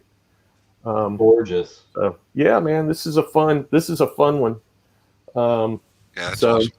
I love gold tops. I love black customs, and for some reason I always get multiples. Twins. Yeah, twins. Yeah. So this is a cool guitar. I see you got a 2000. You got a 15 Ivory USA behind you too. No. Yeah, that's yep. That's exactly what it is, Pete. That guitar's got a really cool story too. I don't want to hijack. Go ahead. No, please do. Please do. Tell us the story. You're not hijacking anything. So let me grab that. Hang on. Awesome stuff, Pete. What do you got with you? We'll at least show it real quick before we get Ty back on. That's the relic. Ah, very nice, very nice. All right, so after Ty, we'll get to you on that one, and then I'll talk about this. All right, so this is a 2015. Oh gosh, so much lighter from what I was just holding. 2015 Wolfgang that I bought and I was pretty excited to get this guitar. I waited for this guitar for a while, and I was just taken back by the ivory and then the inlays. I loved it. And you had the kill switch installed. You had the kill switch put in, right? Yeah, before they came out with the signature one with the kill switch. That's right. Yeah, that's what I had to do. Tessie, this is a Tessie switch, and this has got an interesting story. I mean, I sent Dave a message, and I was like, "Hey, man, you don't know me, but I've seen you on YouTube, and you seem to know a lot about this, and I have some things I want to talk to you about the Wolfgang." And I was explaining to him how I was using it and what some of the challenges were that I was facing with the guitar, because I really did like the guitar. And I guess at this point I had the guitar for about a year, and I had put a few miles on it. And I sent it to Dave, and we did some work on it. Dave, I don't even know if you remember everything you did, Dave, but this has got a different Floyd on it. It's got a German Floyd. Dave put the switch in for me. We changed the nut, and there's some shims in the neck. And now this guitar, put a block in it. Now this guitar is just a monster. You have it in standard or E flat? Have it in standard. All right, cool. Yeah, have it in standard. And it's a great. This is a great playing guitar, and this guitar hangs right on the body. You know, I don't hear a lot of guys talk about that really. I mean, everybody talks about how well they play and how they stay out of your way and all that stuff, but these guitars fit on the body really well. They're very balanced. They're very comfortable.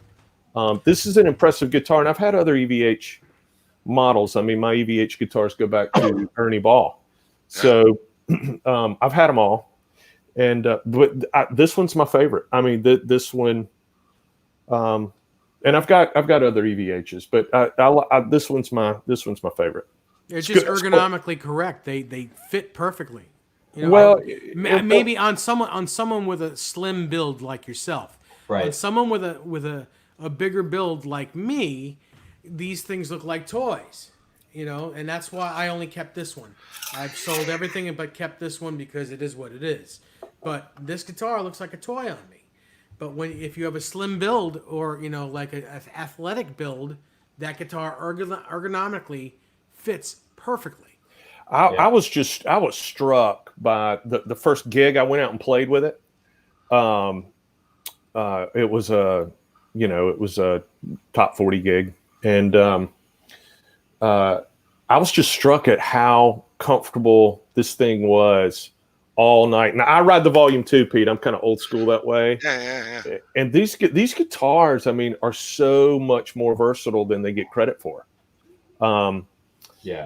Coming from a Les Paul kind of place with me, this thing confuses me all the time. I agree. I understand the logic of it being up so that it's out of your way if you have two hands on the fretboard. But when I'm going back and forth, you know, between a neck and a bridge and a neck and a bridge, I'm just hardwired from all these years, you know, that in reverse of this. But these are really, really fantastic instruments. Well, you know, you could do what I did with the Paul. If you're a Paul player, just reverse the switch. Yeah. You know, I should have gotten you to do that when you had it, Dave. Well, we can do it again. A lot of guys do it, right? I mean, I've talked to a couple of guys that just can't wrap their mind around the bridge being up, and they just switch it. You know, just to you get programmed like with the Paul. I couldn't play it. I was a late bloomer on Les Pauls. I really didn't start. I didn't start playing it till I started doing this '90s thing, and you know, I never. You know, I got so accustomed just to the natural wood necks, you know, that feel that, you know, it's, you know, any kind of lacquer or, you know, paint on a neck, it just felt odd to me. So I never gravitated to them. But the Ernie Balls just ruined me because when I got a hold of those in the '90s, I mean, those guitars are just so easy to play, and those necks. I mean, think about it. At the time, we hadn't really played anything like that before. We were playing Fenders and Gibsons, and I mean, a few of us had Kramers or we had Charvels or something like that, something hot rodded. But then you grab that Ernie Ball, and it just you're like, oh my God, this is what a guitar is supposed to feel like. I mean, it was just, and then you know, ever since then, you know, we get awesome things like this. So Well, that's the thing with these Ernie Balls. A lot of them were fantastic. Some of them were less than fantastic. And you know, as he progressed with his companies that he went to, although I think this is one of the coolest guitars in the world. As he progressed, things got better. Like, I never really played a bad PV Wolfgang. And I certainly haven't played a bad EVH Wolfgang after it's set up, you know, because when you get them from the factory, I don't care what anyone says, they're not set up great. They're not. The action is, you know, half a mile off the fretboard, and things are wonky. But once you set them up, it's like, you know, I've said this before and I'll say it again. You go to buy a suit. You go to buy an Armani suit. You pay thousands of dollars for an Armani suit, and you're not gonna play one. You're not gonna have one off the rack. You're gonna have it tailored for you, to the way you love it, the way it fits your body. With some of these great guitars, some people expect them to be the most perfect thing, but they're not going to be. You have to have them tailored for you. You have to have them set up the way you want, and then they are a Ferrari. When they come out of the factory, they're going to have what's called a factory setup. And a factory setup doesn't mean it's the perfect setup. It just means that's where you start your tinkering until you get it to be where you want it to. And, a lot of people think, well, I spent $4,000 on it, so it should be exactly the way I want it. Nah. Well, how do they know how you want it? Everyone wants their guitar different. How do they know where you want it? So they set it up to where it's okay, it's playable, not the best, but it's playable. And then you need to set it up the way you like.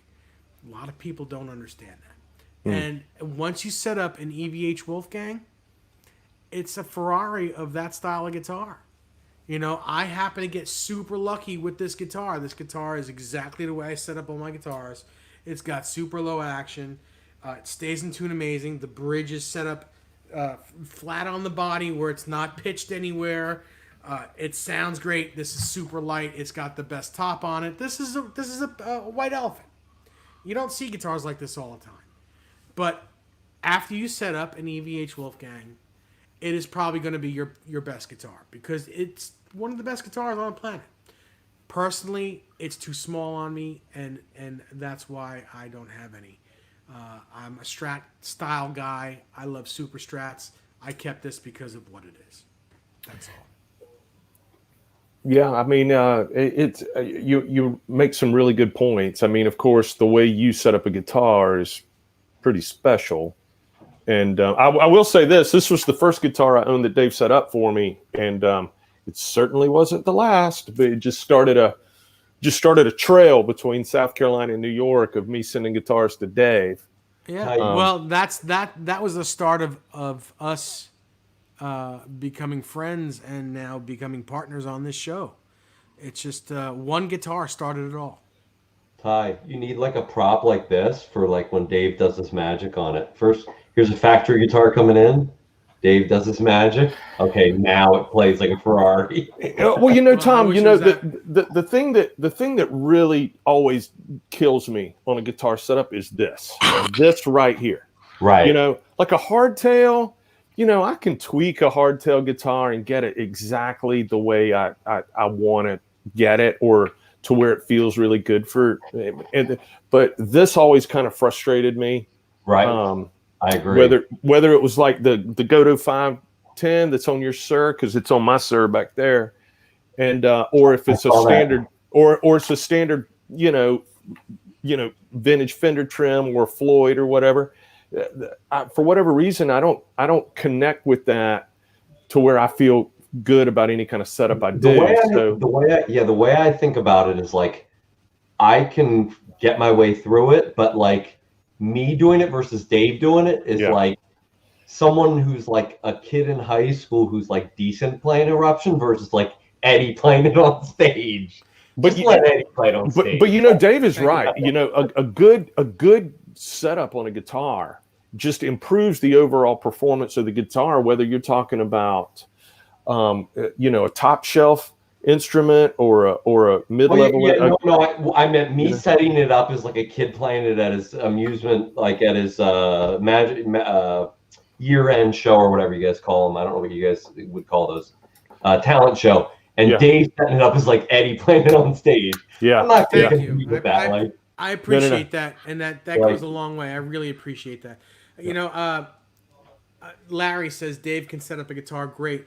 Thank you, Larry. I've been, like I said, I've known Larry 30 plus years. I was his tech for a while, and even to this day, Larry will get a guitar, and it'll be just fine. It plays great, and then he'll ask me to do my magic on it when he comes up here and stays with me. And I think the only guitars I haven't set up were his last couple NAG guitars because they were just perfect. Because he goes to them and he tells them what he wants and they just do it.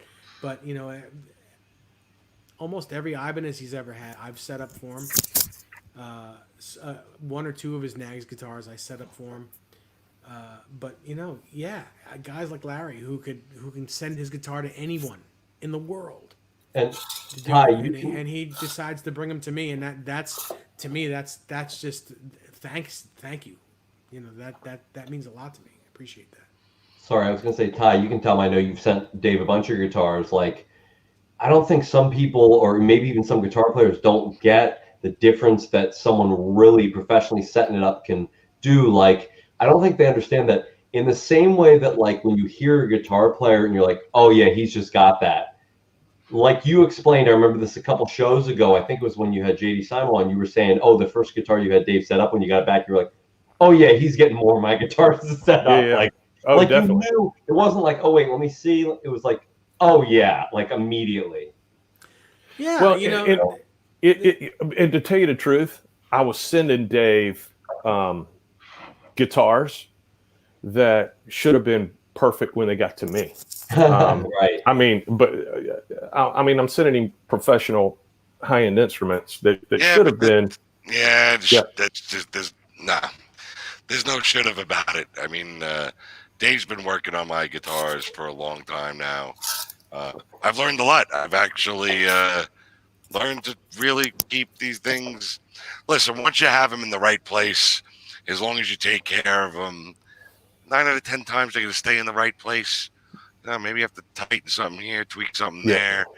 I think the last time I went to Dave's house, I'm like, how do you think this is? You're like, this is fine. This is fine. Like, I passed the Dave test on a couple of things, but if it's funny, but it's almost like after I set up guitars, I lose the customer because they just never come back. And that's not because it's a bad setup. It's just because they just don't go out of whack. It stays. It's so funny. Wow. Pete, I've got a 09 Wolfie that moves a little bit. Of course, I live in a really humid climate, and it moves around a bit. It's an 09, and I will call Dave, and I will say, "All right, man, I got to do this to it, and this is my plan. Is this a good plan?" And he can kind of walk me through it. He can walk you through it over the phone. Yeah, no, I got a PRS. Talking about a high-end instrument. And the thing got to me. I'm like, the frig is this? I felt like I could fit my pinky underneath the strings. I'm like, whoa. And, I got freaked out, kind of like you, Ty. I'm like, what the fuck? This thing's $4,000. And this is how it got sent to me. And I was having like a meltdown because it got shipped to my job. And I do insurance. I wear a suit for a living. I got it on my freaking desk. I got him on the phone. He's like, all right, now tweak this. Now turn that. I'm like, oh, okay. All right. All right. It's at least in a place where I can have fun. And then, eventually I got to his house. And Dave, like I said, he's around, give or take, 30 minutes for me without traffic. With traffic, 40 minutes, 45 minutes, something like that. But I met Dave through my drummer. So we were on a double bill. I never knew Dave. And, obviously I'm a VH nut. And Dave and I were on a bill together, and my drummer's like, hey, man, that guy has a bunch of Eddie Van Halen guitars. You might want to talk to him. And we started chatting, and that was the end of that. We met at a pretty cool outdoor gig. Actually, I think that was the gig you played with Richie Canada, right? He was there. And he jammed us, and to make it, the real thing is, I was afraid of Pete's voice. I was afraid of him because of his voice. So I was like, yeah, I'll be a friend. Okay. So, don't break my legs. We want you to meet the family. No, I just moved my wife and kids. I mean, extortion got all this, so. That's distortion. That's distortion, not extortion. Distortion got all this, right? Yeah, that's the case. I got to tell you the quick side bit. When I was in Pittsburgh, I worked at a restaurant. I only got the job because my last name is Harhai, and the guy, my family's Ukrainian or thereabouts, Carpatho-Rusin. They thought I was from somewhere over there, and they thought I spoke Russian. So I came in for the job, and I said, my dad speaks Russian and Ukrainian, so did my grandfather. But I don't. And the guy goes, oh, you didn't know like what the job really was for. And he goes, but you can wait tables in our restaurant. Oh, that's funny. That's terrible. They were great, though. I mean, like if someone didn't tip, he'd put his hand on the shoulder and be like, I think you want to tip your waiter. He did a great job. And they'd be like, okay, sorry. That's awesome. Now, Pete, tell us about your tour relic right there. Well, it's funny. I was looking at your guitar, and I'm like, why the frig did I do this to this guitar? I love it. I do too. It's different. I mean, I did love the guitar for what it was, but I needed something to do. It was winter. And I'm like, yeah, let me send it off. Now it's Hubbard did this, and it's almost like there's no way I could show you the detail on it, but bottom line is he hit this thing with an X-Acto knife 2,000 times, to get, then he, rubbed in the black. He did the relic in reverse to how Ed's was done, and he actually pulled it off. I love this guitar. I'll never set it up in standard. It just sounds way, way, way, way too evil in E flat. I mean, it's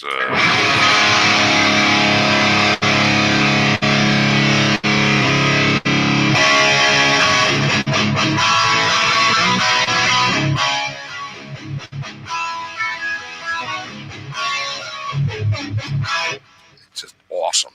That sounds amazing.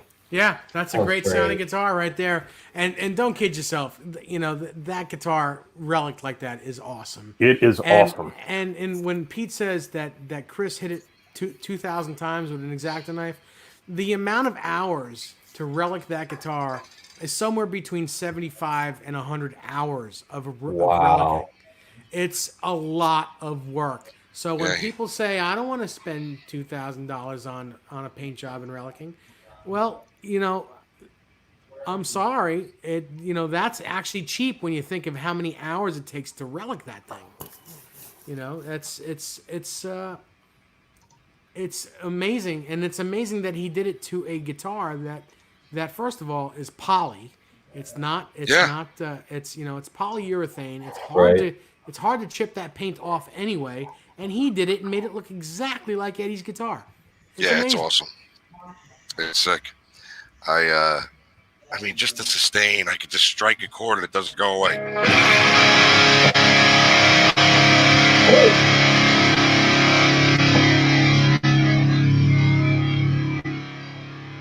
Wow.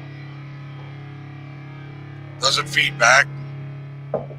It goes for hours. It's beautiful. Wow. Beautiful guitar. This is I would never put this Dave, we talk about this over the years. Just certain guitars want to be in E flat, in my opinion. Certain want to be in standard. I agree. I wholeheartedly believe it. And when I had that black ESP, that 83 ESP, I tuned that thing to standard. First of all, it wouldn't stay in tune. It didn't sound great in standard. The guitar looked amazing. But when I put it in E flat, and that's just a half step down, and reset it up for E flat, the guitar was unstoppable. It was unstoppable. I never had to tune it. The tremolo worked great. It stayed in tune amazingly. It sounded amazing. My friend Chad owns it now because he wanted it more than I did, but because he has that, I have this, so I'm happy about that. That's a cool guitar. This happens to be my favorite guitar that I own at the moment. So. And that's a plain maple neck, right? That's just all plain, right? Well, it's maple. No, it's highly figured actually. No, I'm sorry. I apologize. What I meant was it's that dark from that much playing. Yes. Yeah. But I mean, this guitar, it feels great. It's lightweight. It sounds amazing. The tremolo arm, another one of those. It's still fluttering it. The guitar awesome. shakes. The whole guitar shakes when you play it. That's awesome. It's an amazing example of a guitar, not just Charvel, but of a guitar. So what color is that, Dave? It's Dakota Red. I love that color. Hang on a second. And the reason I have it is because it's Dakota Red. If it was any other color, I wouldn't. And those pickups with it, are those brass? Is it a brass knob? Yes, brass knob, brass wow. three-way switch. Okay. The tuners are brass. Now I love it even more. Yeah, it's just, and it's light. This Wow. is a 7-pound guitar when it shouldn't be, but it's just, it's all there. I love the cream pickups, man. That just makes that guitar pop. Yeah, Mhm. yeah. I mean, I have cream pickups on all 3 of my Charvels, and they're all slightly different, and they're all amazing. They're all amazing. Like, I pick up the green one, I'm like, this is my favorite. I pick up the Koa. This is my favorite. And I pick this one. They're all, if you play, Pete, when you play these guitars, when you come over, you're going to want to buy a whole fleet of them. Well, you know me too well. You're I don't wanna like, Dave, buy a whole so which ones can I not have? Because I want all of the other ones. Yeah, well, I'm not into giving my guitars away anymore, and or selling them anymore. I sold what I needed to. I went through a period where I had 35 Floyd Rose 1 humbucker guitars. Some of them had stripes, some of them didn't. I kept exactly what I wanted, what was special to me, and I got rid of them all. And I have what now I call my toolbox guitars. I mean, having 3 Charvels like this isn't exactly having a toolbox guitar, but getting these pre-pro style guitars from, I mean, these are newer guitars, but they're made exactly the way they were made in 79 to 81. 21 frets, wood screws in the Floyd Rose. I mean, just everything about them. They're 1 3/4 at the nut, which is a little wider. I never thought I'd like that, but you know what? I like that much better than R2 nuts. I think my hands are just too. They're too. I have to I need to stretch a little bit. I need to stretch my hands a little bit, but I feel more comfortable doing that than having them scrunched together on an R2 nut. And I have a lot of R2 nut guitars, which is 1 5/8. Doesn't make them bad. It's just I feel a lot more comfortable on this little bit wider neck with thinner from front to back, but wider from side to side. It really feels good. So I'm really enjoying these guitars. That's cool, man. I play all 3 of these guitars every day, or That's whenever I pick up a guitar. Yeah, So, that's nice. Ty, show us that Sir guitar. I've shown that before. It's yeah. Hang on just a sec. Grab it. And Tom, get us ready with your next guitar as well. Okay. We have 48 people watching. Thank you so much for sticking around. It's 9:55. We're going to go a little while longer. While we're waiting for Ty, again, if not mandatory, but if you wish to put aside a couple pennies into my PayPal so that we can keep this show going every week, it's dnrwb5150@aol.com. My Venmo is the same. Again, it's not mandatory, but if you feel like donating a couple pennies or a couple dollars, however you wish, we would really appreciate that. And thank you very much. Again, not mandatory, and don't feel obligated. All right, Ty, show us that guitar. Right. This is a Guthrie Govan, sir. Basswood body, maple cap, 5-way. It's got a blower switch, which is a pretty cool feature. It's got a tap for the Coil. neck hum. It's got a roasted maple neck. I mean, Sir was doing roasted. To my knowledge, they were doing it before anybody else. Roasted maple neck. It's got a super flat radius, 16, 17, somewhere in that neighborhood. So it's really flat, big jumbo frets, very, very easy to play. Check the action out on this guitar. Let me look at that. I mean, wow, that's a Dave Nesdahl action job right there. This guitar is so easy to play. And Tom, I was actually working out some standards. Cool. And this is what I like to do that on. What were you working on? Oh man, a little bit of everything. It was just a little bit of real book and Nice. and a metronome and just flipping through. Now, were you just working on soloing over changes, or were you doing chord melody, or what were you doing? Yeah, it was mostly chord melody. Chord melody is my favorite. Yeah, it was mostly. If I could be Ted Green in another life. Oh man, you ever look at the book Chord Chemistry? Absolutely. Yeah. And because played over changes is an important part of my DNA. Yeah. And I am a cage-based player, really, which really kind of helped develop that early. Right. Exactly. Yeah. It's weird too for me. Jazz is not so much something that I want to be this like Charlie Parker, but on guitar, like I originally wanted to be on guitar. With Van Halen.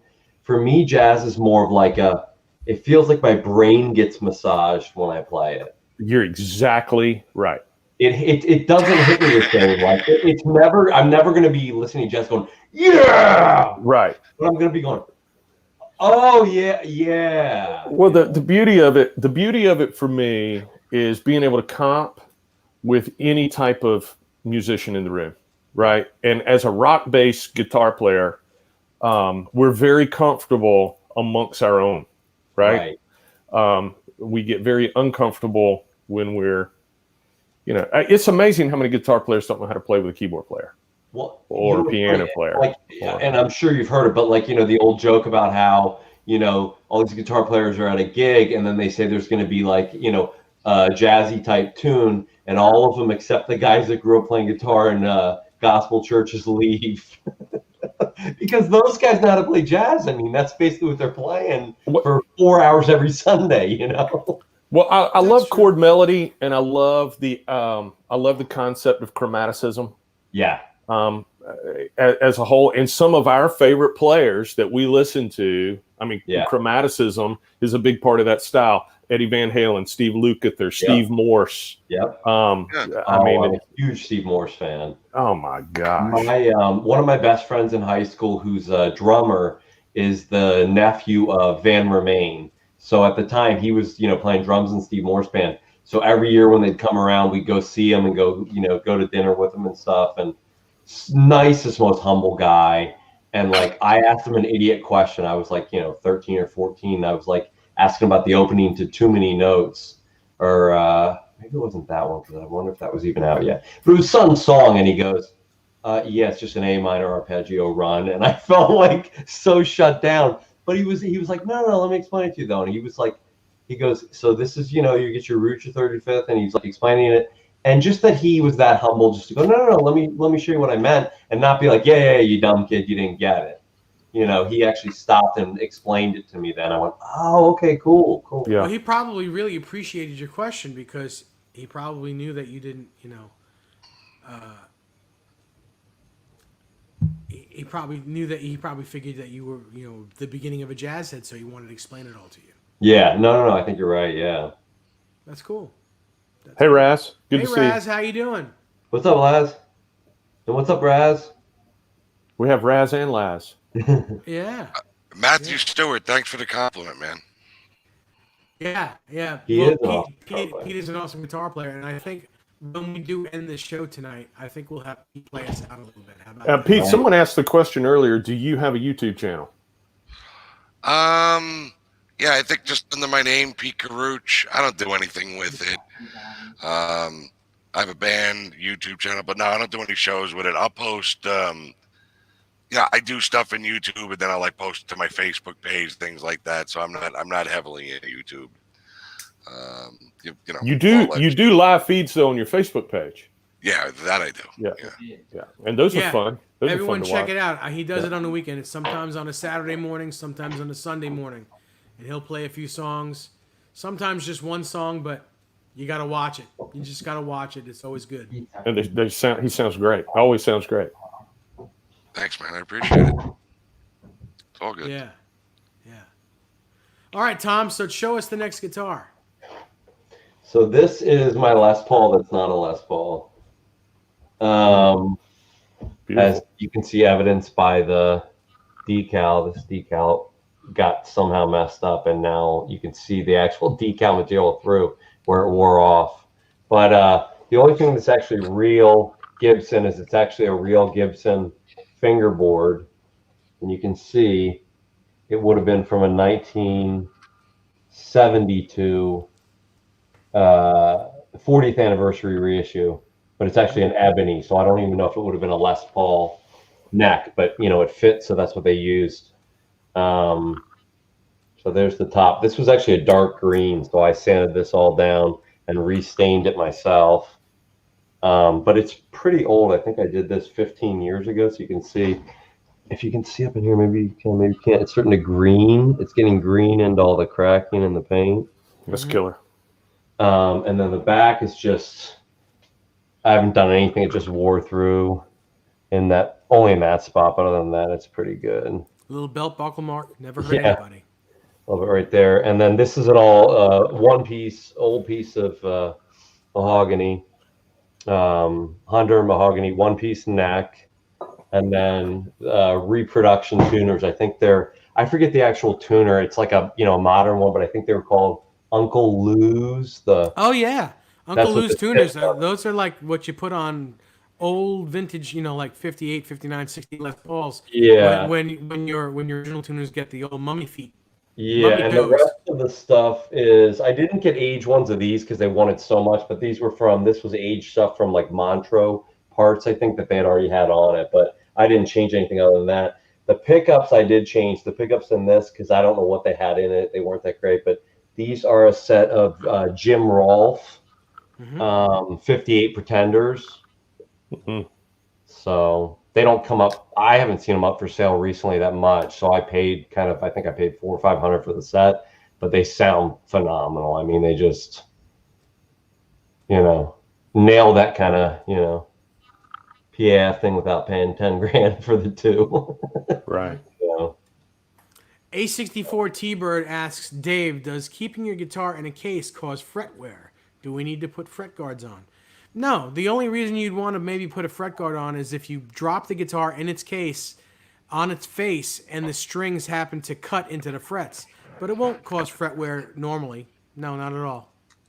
The only thing that causes fret wear is when the string hits the fret.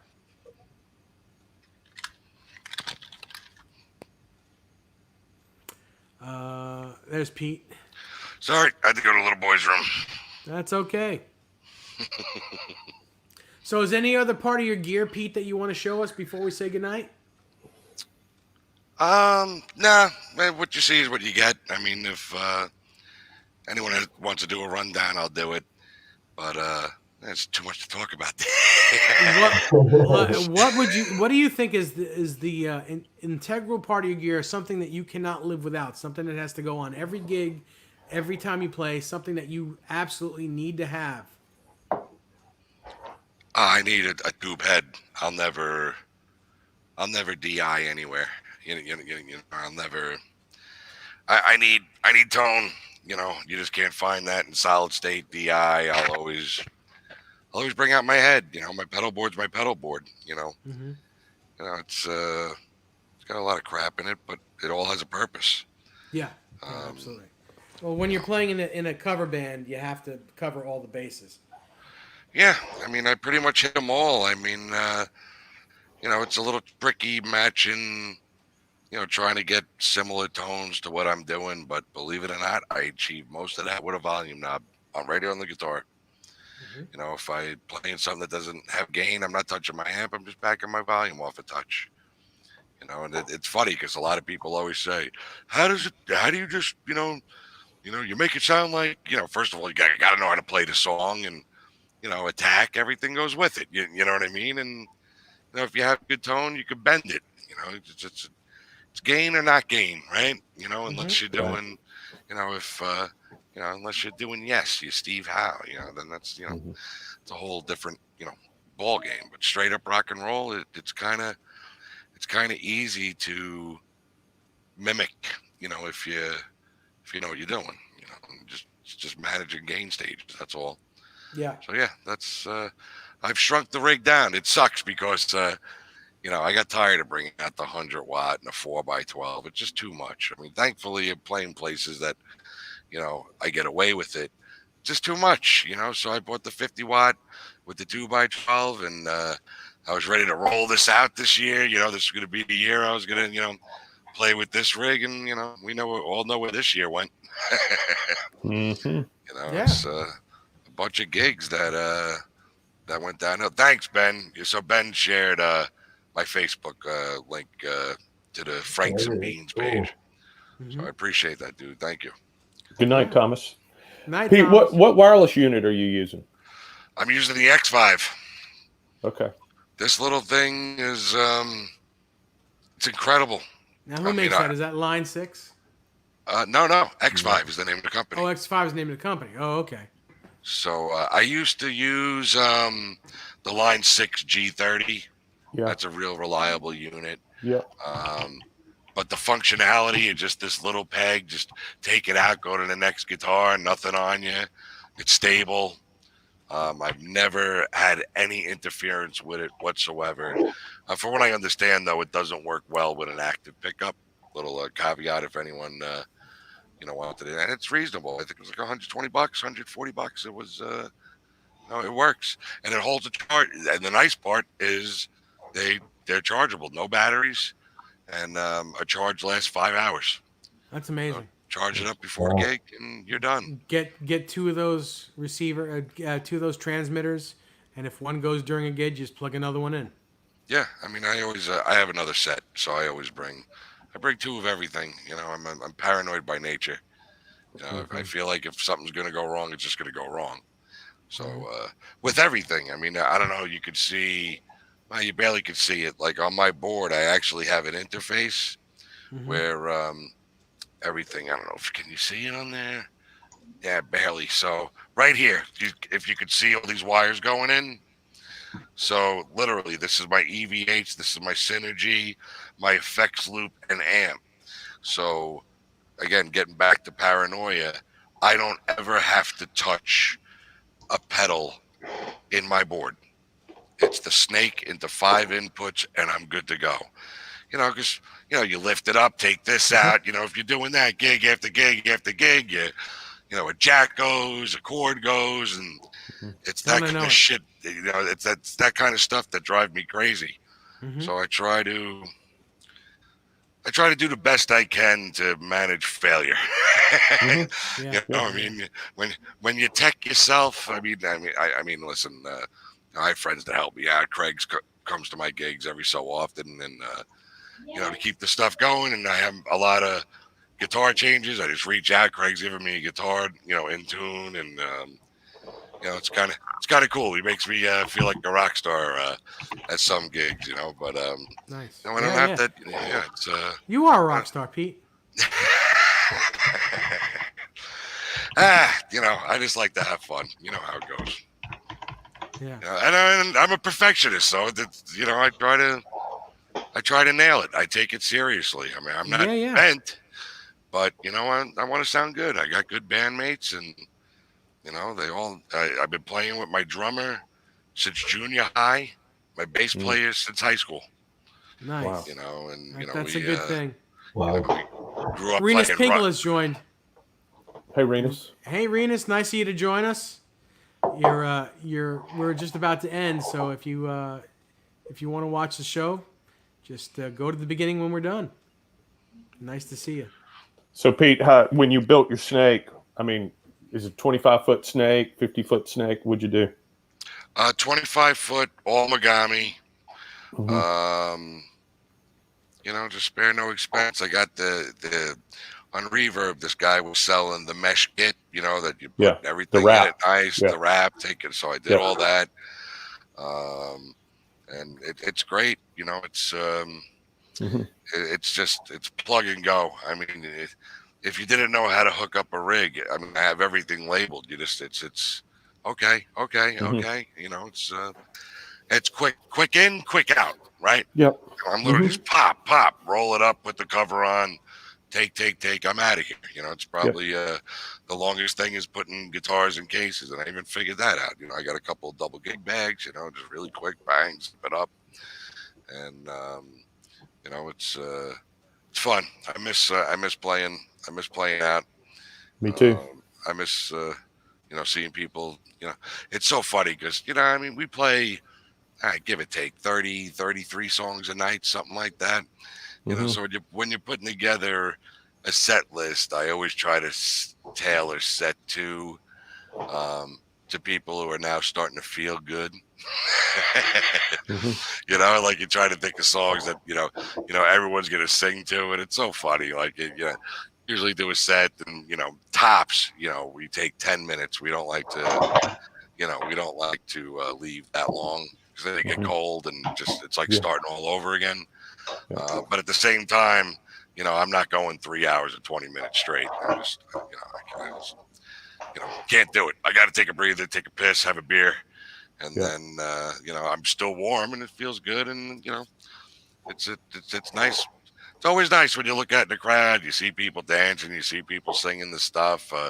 My gauge on a good show is if the bartenders are dancing, you're doing something different, because at least on Long Island, all the rock clubs, they're seeing this crap, 5 days a week, and Long Island saturated.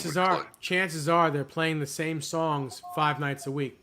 Yeah, different bands playing the same exact stuff. Some better than others, some not so good. But I mean, a lot of classic rock bands. A nice chunk of tributes. Tributes seem to rule the roost by us. I mean, that's they seem to be getting the bigger gigs. Same here. Same deal in this geography. Yep. Yeah, I mean, bands up here I know are in your neck of the woods, Ty. They're getting gigs in South Carolina and Texas, and it's there's nothing wrong with it. Just I think after a while, it would start to drive me crazy. I mean, I can't. It's funny because when I started this band, I'm like, I gotta somehow put a tribute aspect to it. So we tributed as genre rather than a band. So we try to hit, and it's nice because you get the variety, and obviously you can expand big time. You know what I'm saying? We got 70 songs in the toolkit at any given moment in time.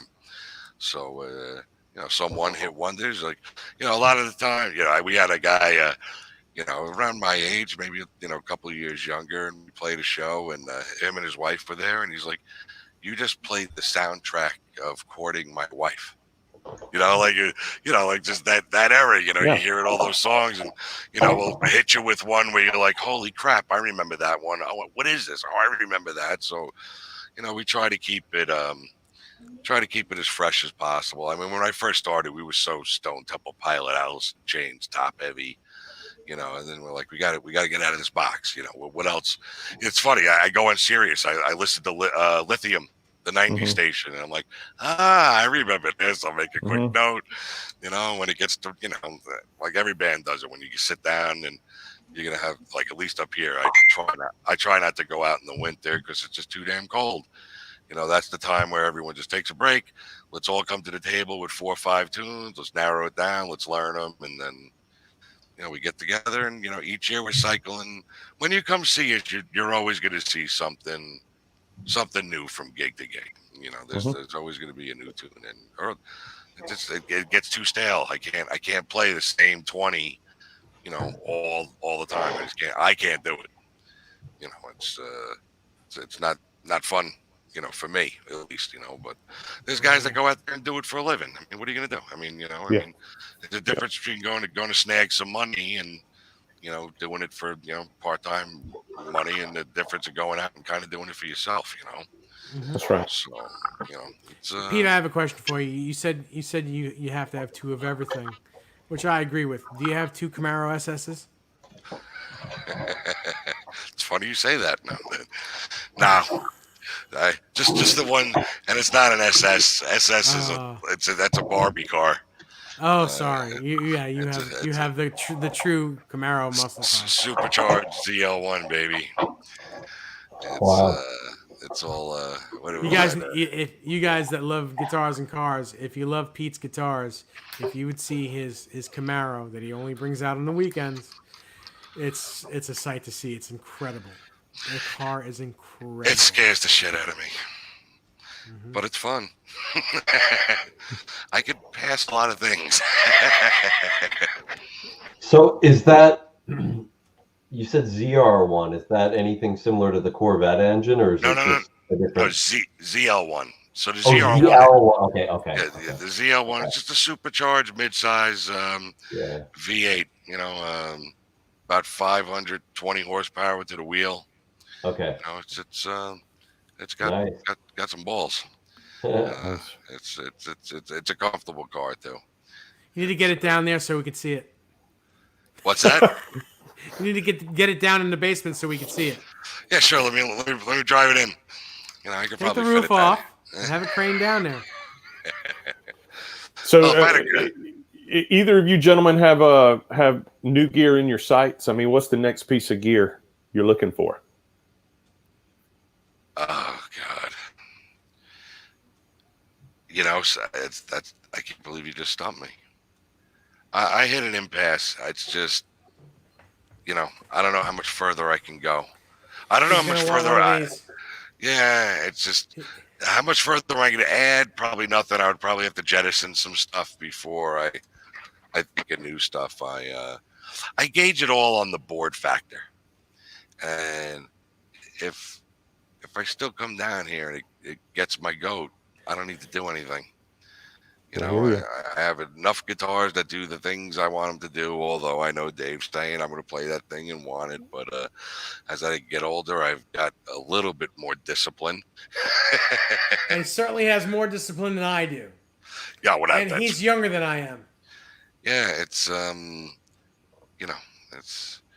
By the way, Renus Pinkle says, dude, that EVH amp wall is epic. You should feel very blessed. My mouth is watering. You know, I'm definitely. Listen, I didn't go on Sweetwater and say send me all of this. You know, this took time, and then it just went kind of unhealthy, but it still looks cool.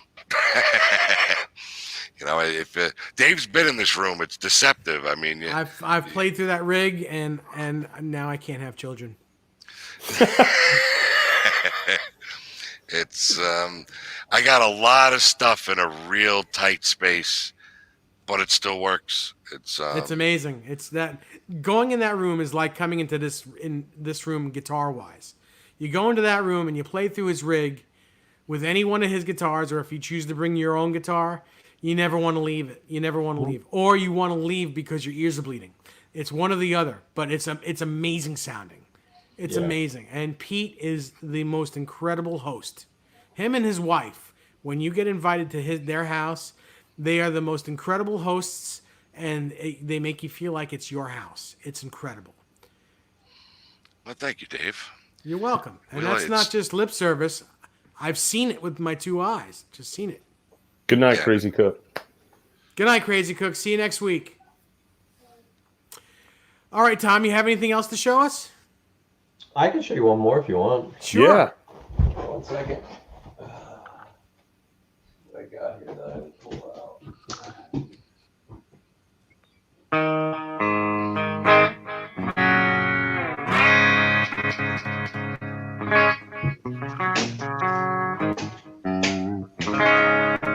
Is that coming through like clear as day? Yeah. Yeah, it is. It really is. Nice.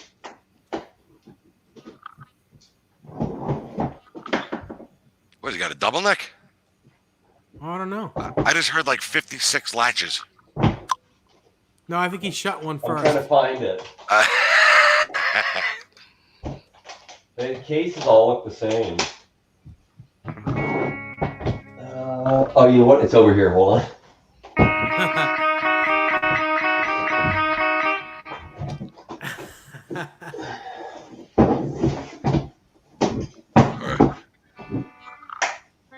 I found it.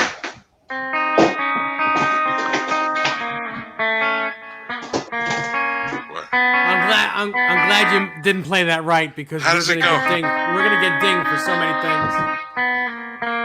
There it is.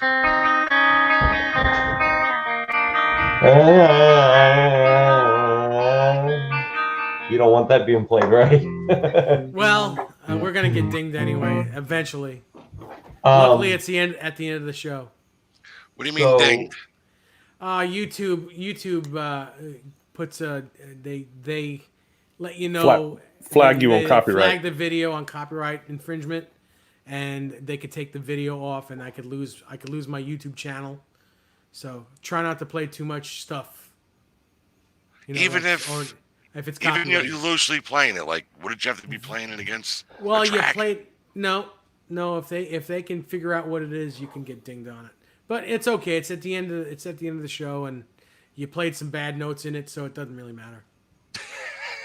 It's an algorithm, so it's looking for sequences of notes. It's just looking for melodies. Ben says, just don't play Judas Priest. I like people that play the melody, and then every 4 notes they use a chromatic, and it throws the algorithm off, But if you use the chromatic on like an upbeat, it still sounds fine. It just sounds like you're playing it really hip. Yeah. All right, show that guitar, Tom. So this is now I think it's, hold on, let me check the back. I want to say it's a 93 or a 94. I can't remember because the serial number's kind of faded.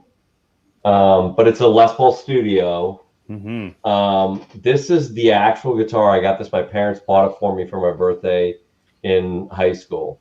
Cool. Had gold covered pickups. And traditional Kluson tuners. I changed it to these gold locking Spurzell ones, like after I'd had it, I don't know, a couple of years. Whoever got it after me, this is one thing I got to fix, took the back of the neck finish off here and didn't really sand it really smooth like it should be, or, seal it. So I have to do that. I think I got this back 6 months ago, but it's been sitting in the case because I had other stuff that I had to do. But anyway, the reason I knew it was mine is, if you can see up in there, my initials, it says TFH. Oh, man. Which are my initials, and I'd carved that in there as a teenager. That way I knew if I ever lost this guitar or it was stolen, or, when I was married and about to have kids, I had to I wasn't married yet. I was in college still. But anyway, I had to sell it, and because I was broke, and I knew if that ever happened and I got it back, I'd know for sure, because I hadn't told anyone I did that. That's a great story. So Man, the plate's off now. I'm in the process of rewiring. I have the 2 original in the case. It was a 490R and I think a 498. 498. Yeah. So these are Thornbuckers I put in this one as well, just because I had an extra set. They sent me the wrong ones when I ordered them from. Who did I order from? I want to say it was the Music Zoo in New York, but it must have been them because I've always heard good stuff about them. I've never been to the actual store. But when I got the wrong one, they said, you know what? That was our mistake. Keep them and we'll send you the right ones. And I said, am I hearing you right? You said, keep these. And I said, I don't want to buy an extra set. No, we screwed up. Keep them. We're about 2 weeks behind. You'll get them in about 2 weeks. And I said, and the guy was like, are you okay waiting 2 weeks? We don't want to make you wait. And I said, yeah, I'm fine. So I got an extra set for free. That's beautiful. That's great cool. Story. So one's black and then one's, the zebra. But so I haven't wired them in yet. I just got this out the other day. So, but this was the guitar from when I was about, well, I guess I would have been what? I don't know, 16, 17, something, somewhere in that range, till I was about 22 or 23. I had this guitar and I played the hell out of it. 10 hours a day, most days during those years. Wow. And did you know who you sold it to, and you went back to them to reclaim it, or found it on the market? It came up on Reverb. It came up on Reverb, and I knew the serial number, and I knew what it looked like inside, but I couldn't ask him to see the inside because I didn't want the guy to then find out it had intrinsic value to me and jack up the price, because I've known people that have had that happen to them. Yeah. Which is horrible, but people will do it. So I just said, oh, can I just see what year it was? And can you give me like just a portion of the serial number? Because I knew what the numbers were for that year. So I said, just give me, I don't care, give me 3 digits in the middle. And I knew if those 3 digits matched by looking at everything else, I knew every nick. I knew this had started as a small thing when I had it. Obviously it got bigger. the paint more through. I knew these two. It's like Eddie looking at his own guitar. Which, what was the trivia the other night? Someone was talking about that Eddie doesn't. Dave, you would know this. Eddie doesn't call it Frankenstein. He calls it like his number one baby. Yeah. Like he was like when people said, "Well, the Frankie," and he goes, "I don't call it Frankie. What are you talking about?" Yeah. Anyway, I know every little mark on this, and I put the gold metal jack plate because the plastic one broke. I know every dent, every ding in it, and I was like, "That's my guitar." So I said, "Give me a couple serial number digits," and I think he gave me out of the whatever 8 digits it is. I think he gave me like 4 or 5 digits in the middle, and I was like, "That has to be it."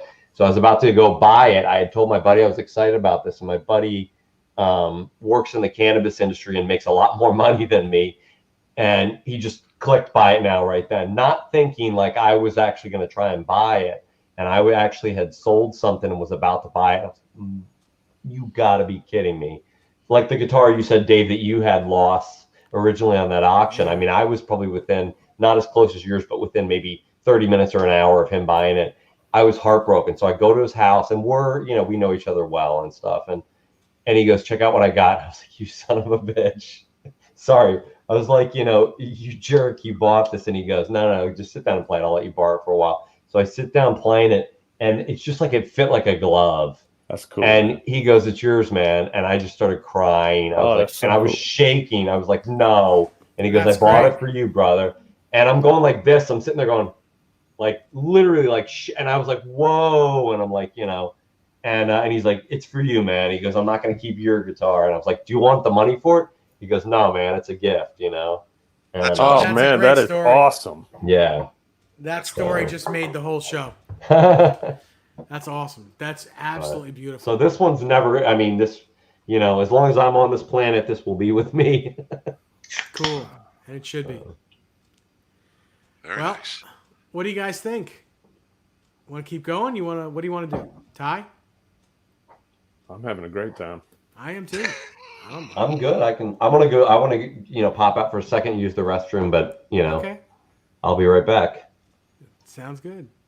Ty, do you have any stories that you want to tell about guitars that you? Oh, they're endless. But I did. It's funny because I have a guitar that I let go, and there's always a 1-2 that you're thinking, Lee, I probably shouldn't have let it go. It was a green EVH, Music Man, mm-hmm. and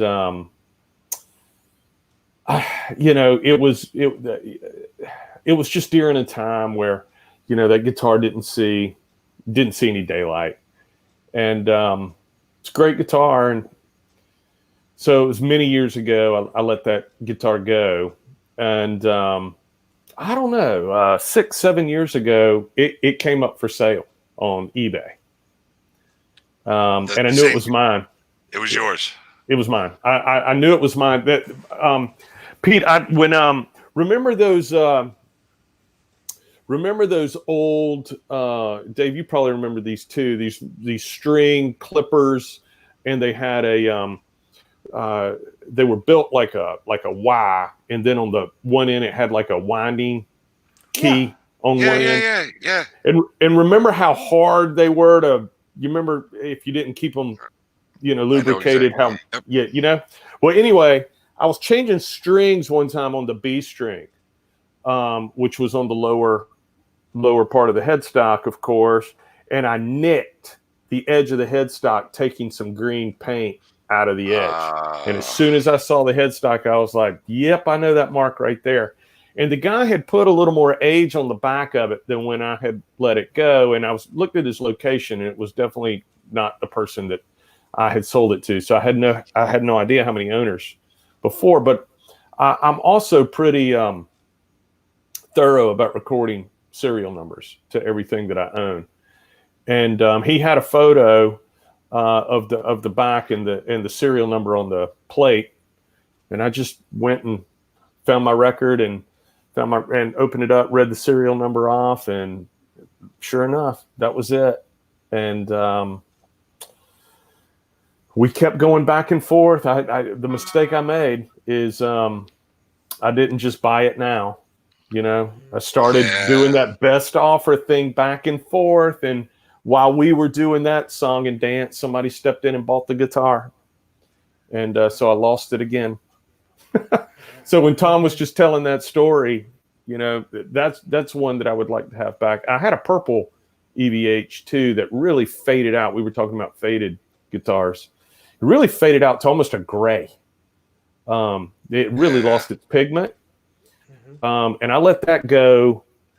It was maybe a year or so after my son was born. So somewhere maybe 2004-ish, I let that one go. Wish I had that one back. All right, Ty, you're starting to fucking depress me now. Jesus. Yeah, those are the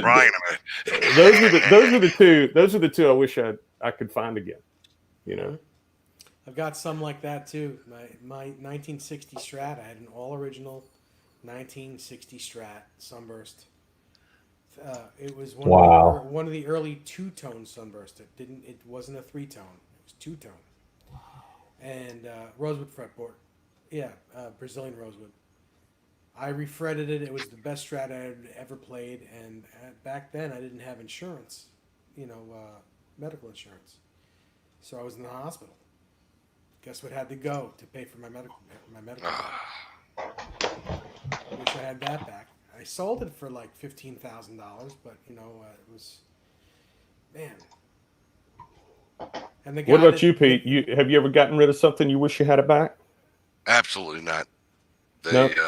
Anything that went for a reason. Mm-hmm. I mean, I had a PV Wolfgang. That was gorgeous. I mean, the neck was. I mean, I never saw bird's eye in a neck like this, but just it was when these Fender USA started coming out. Just it didn't touch. I mean, it blew away. The USA just blew away the PV. I'm like, all right.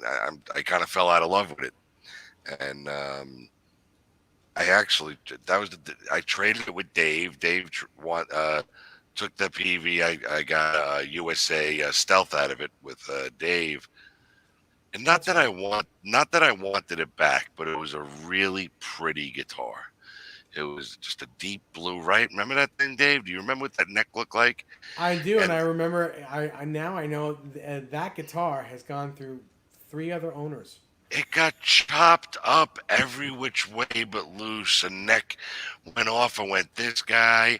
They took the body and I feel like Chris made it a 4. And I'm like, how do you do that? So it was a pretty guitar, but pretty and sounding good, 2 different things in my opinion. But I started getting a little remorse watching it get chopped up. It sounded okay. It was really heavy. It was a real heavy guitar. It was. And, I was putting that up against Amber. It was just night and day. I'm like, oh, my God, and, then I started getting USA happy. And then, I never owned a Music Man. I actually, I really started thinking about Wolfgangs and, early on in PV. So I went backwards on that a little bit, and then I finally scratched the itch and got not a true, EVH Music Man, but I got the Axes. The guitar is beautiful, but I don't need 10 of them. You know what I mean? Yeah. I have another PV USA flat top that I turned into a sustainer. It's a pretty cool guitar. I don't touch it much, but when I want to bend the note and just hold it for 3 days and giggle, I'll pick it up. It sounds good. But other than that, I really have the Paul, the USA Wolves. Those are my go-tos. That's what I constantly pick up. I don't need a lot. I don't fix. I don't chase that much. If I find something I like, I get comfortable and that's it. And I kind of. It took a lot of time, but I feel like I achieved it. My ears haven't changed yet. Will they change? When I cross the equator, maybe, I don't know. But right now, I'm happy. Yeah, your 5150 is very cool too. The actual 5150 guitar. You haven't showed that yet. That guitar screams. I actually I went live with that in the Evie Eddie Van Halen page, and I actually did 5150 recently with it. It sounded great. I thought, again, I don't pick it up that much, but it's it's a kick ass. That's my 5150. Man, I want one. Looks like mine. Ty, when you asked that question, what do you want next? I was going to say nothing. I'm satisfied until now. I want one of those. Well, Tom, you're in luck because the Guitar Whisperer can make one for you.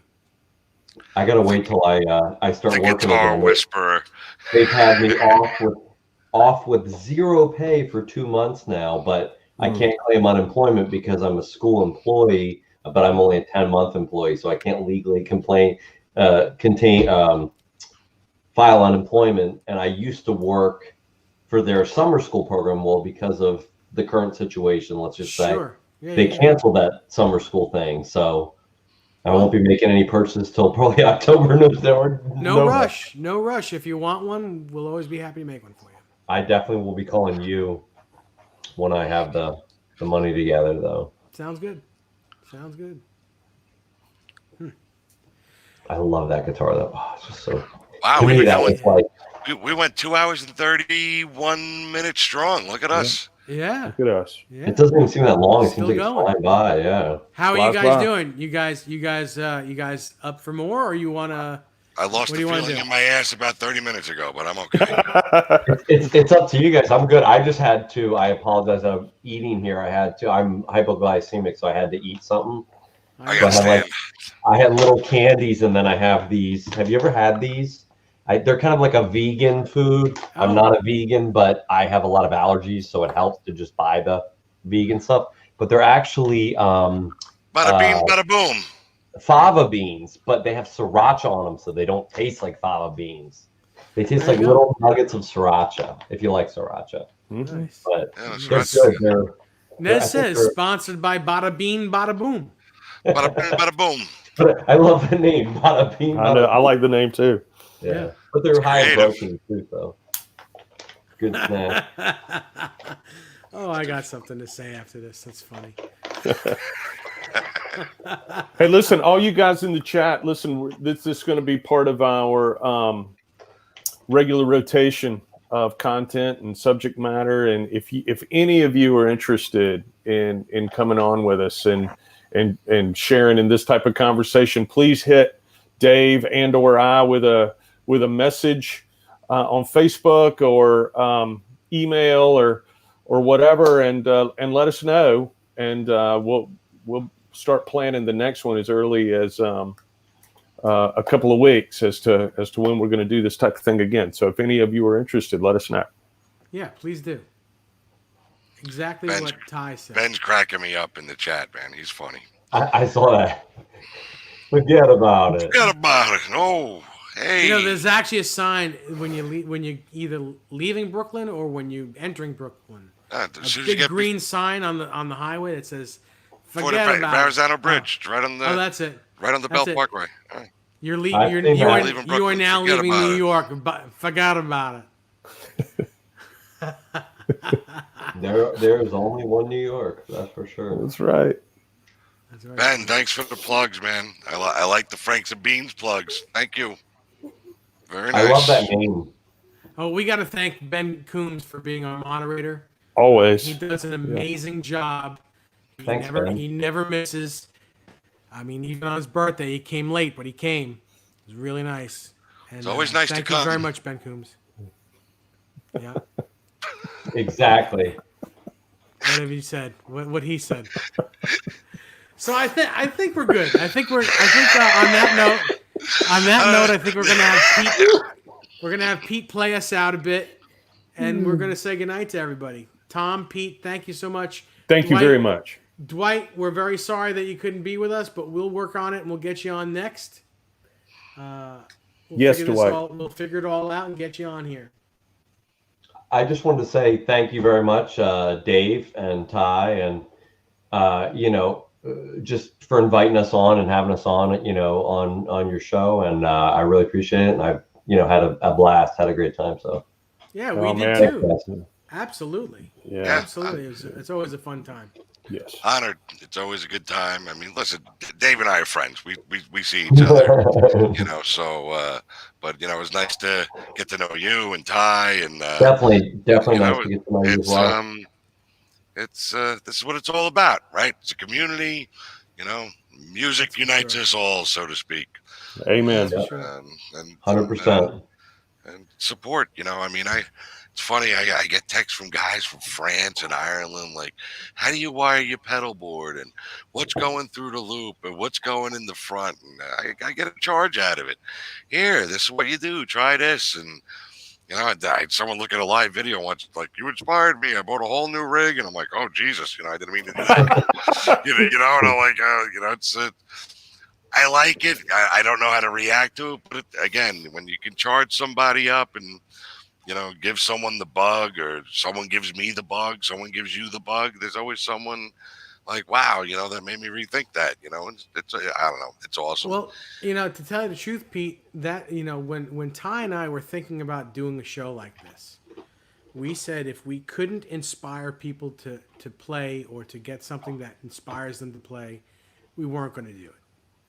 And that's the whole premise to the show, is to inspire people to play more guitar, inspire the people to enjoy music, to play more music, to get the gear that they want to inspire them to play, whatever it takes. And that's what this show is all about. And you said it in one sentence.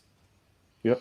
Yeah, it's good times. And listen, everyone stayed and watched. You know what I mean? So it did something. So yeah, you know, you're rolling.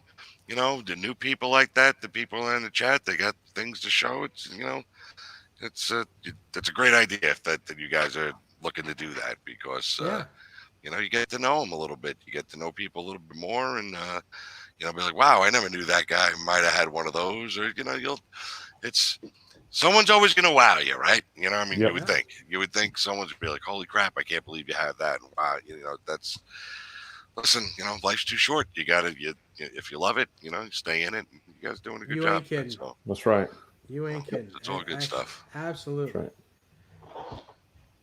right. All right. So again, thank you all for joining us this week. Yes. I'll be on sometime Sunday for the Sunday edition, part 4 of my rig rundown, sometime between the 6 o'clock p.m. and the 8 o'clock p.m. hour, somewhere around there. Check us out next Thursday, where we're going to have Eric Ernest on as our guest. Eric Ernest is one of the premier vintage guitar dealers on the planet. He sells guitars to all the stars. He's going to be an amazing interview. And we're going to have Pete play us out a little bit. Pete, do you have anything ready to play us? I mean, I don't want to play to a backing track if you have just play a little bit. Just play a little bit, and then